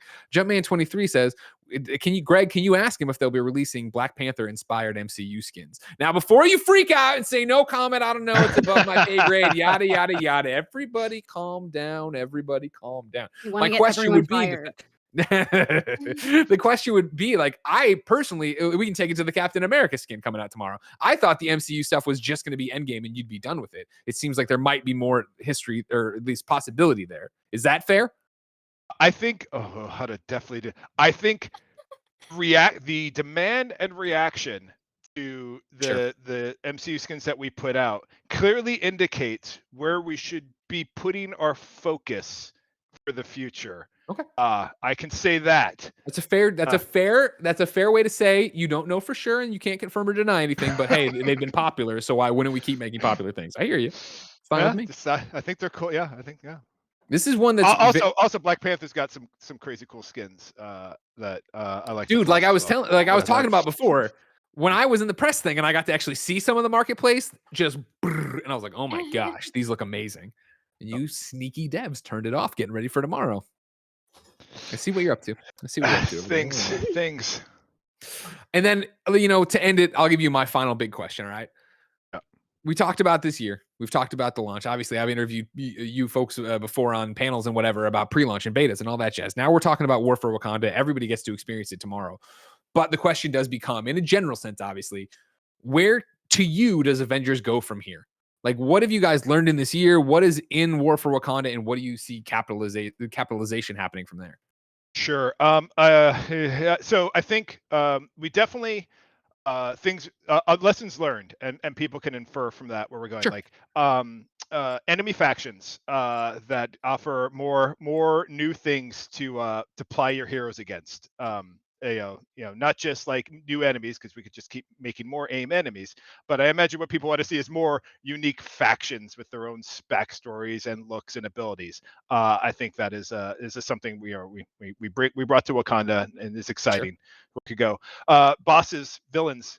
Every hero needs villains. So villains that require more tactics and thoughts to fight. You saw that in the Monica boss release not too long ago. You see it in the boss fights as they play in both the campaign. I got my cat here. I was gonna say your Black Panther is joining you. Black Panther is here. But as they play both in the story campaign and as we look to the future for more like hardcore high-end multiplayer content, making sure we're bringing those villains to the table and having them resonate on the tactics, on the sticks is something that's important to us. Keeping our eyes at the various entry points. So like clearly, we have players that are like at end game level. Not the movie, but in their journey on most of their heroes, and they're looking for high-end content. We have people who are coming in fresh because they're interested, and everything in between. So focusing on content that attacks what people's needs at all aspects of their journey, whether it's a new hero or high-end hero, is something that's important to us, because now we're maintaining a lot. And I think the focus on the sort of reward side, the gears, the abilities, like what it is that you're getting as you progress, and how that applies to a single hero or even your roster heroes, and focusing more on that is something that's where our attention goes for the future. And in all things, like I said, people want the full Marvel experience. So looking at the heroes, the villains, the enemies, and the locations that ooze the universe. And continuing to push ourselves to tell stories that fill of the universe, but add to it as well. Right on. Hell yeah. That Cool. sounds good. That sounds exactly what I want out of this. Morgan, congratulations on a year. Congratulations on War for Wakanda tomorrow, and congratulations on the future. Awesome. Well, thank you guys so much. I definitely appreciate the time, and I look forward to the unleashing of the Wakandas and everyone's ability to play, and let us know what they think. It should be fun. Dude, I'm so stoked for streams tomorrow and videos on YouTube of just 4 Black Panthers tearing people apart. It's gonna be a thing.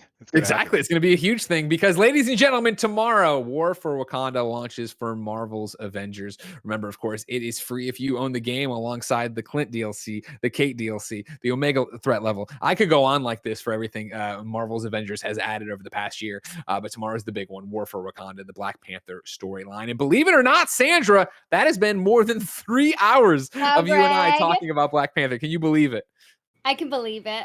I had fun. Did you? I had a great time. Kidding me? Yeah, I had a great time. Oh my gosh! Did you have Anytime you fun, get to see Dave. Oh yeah, Dave I loved watching it. I'm willing to say, like, a Greg and Sandra forever should be a new entire show. I think you guys have assembled, even, as it were.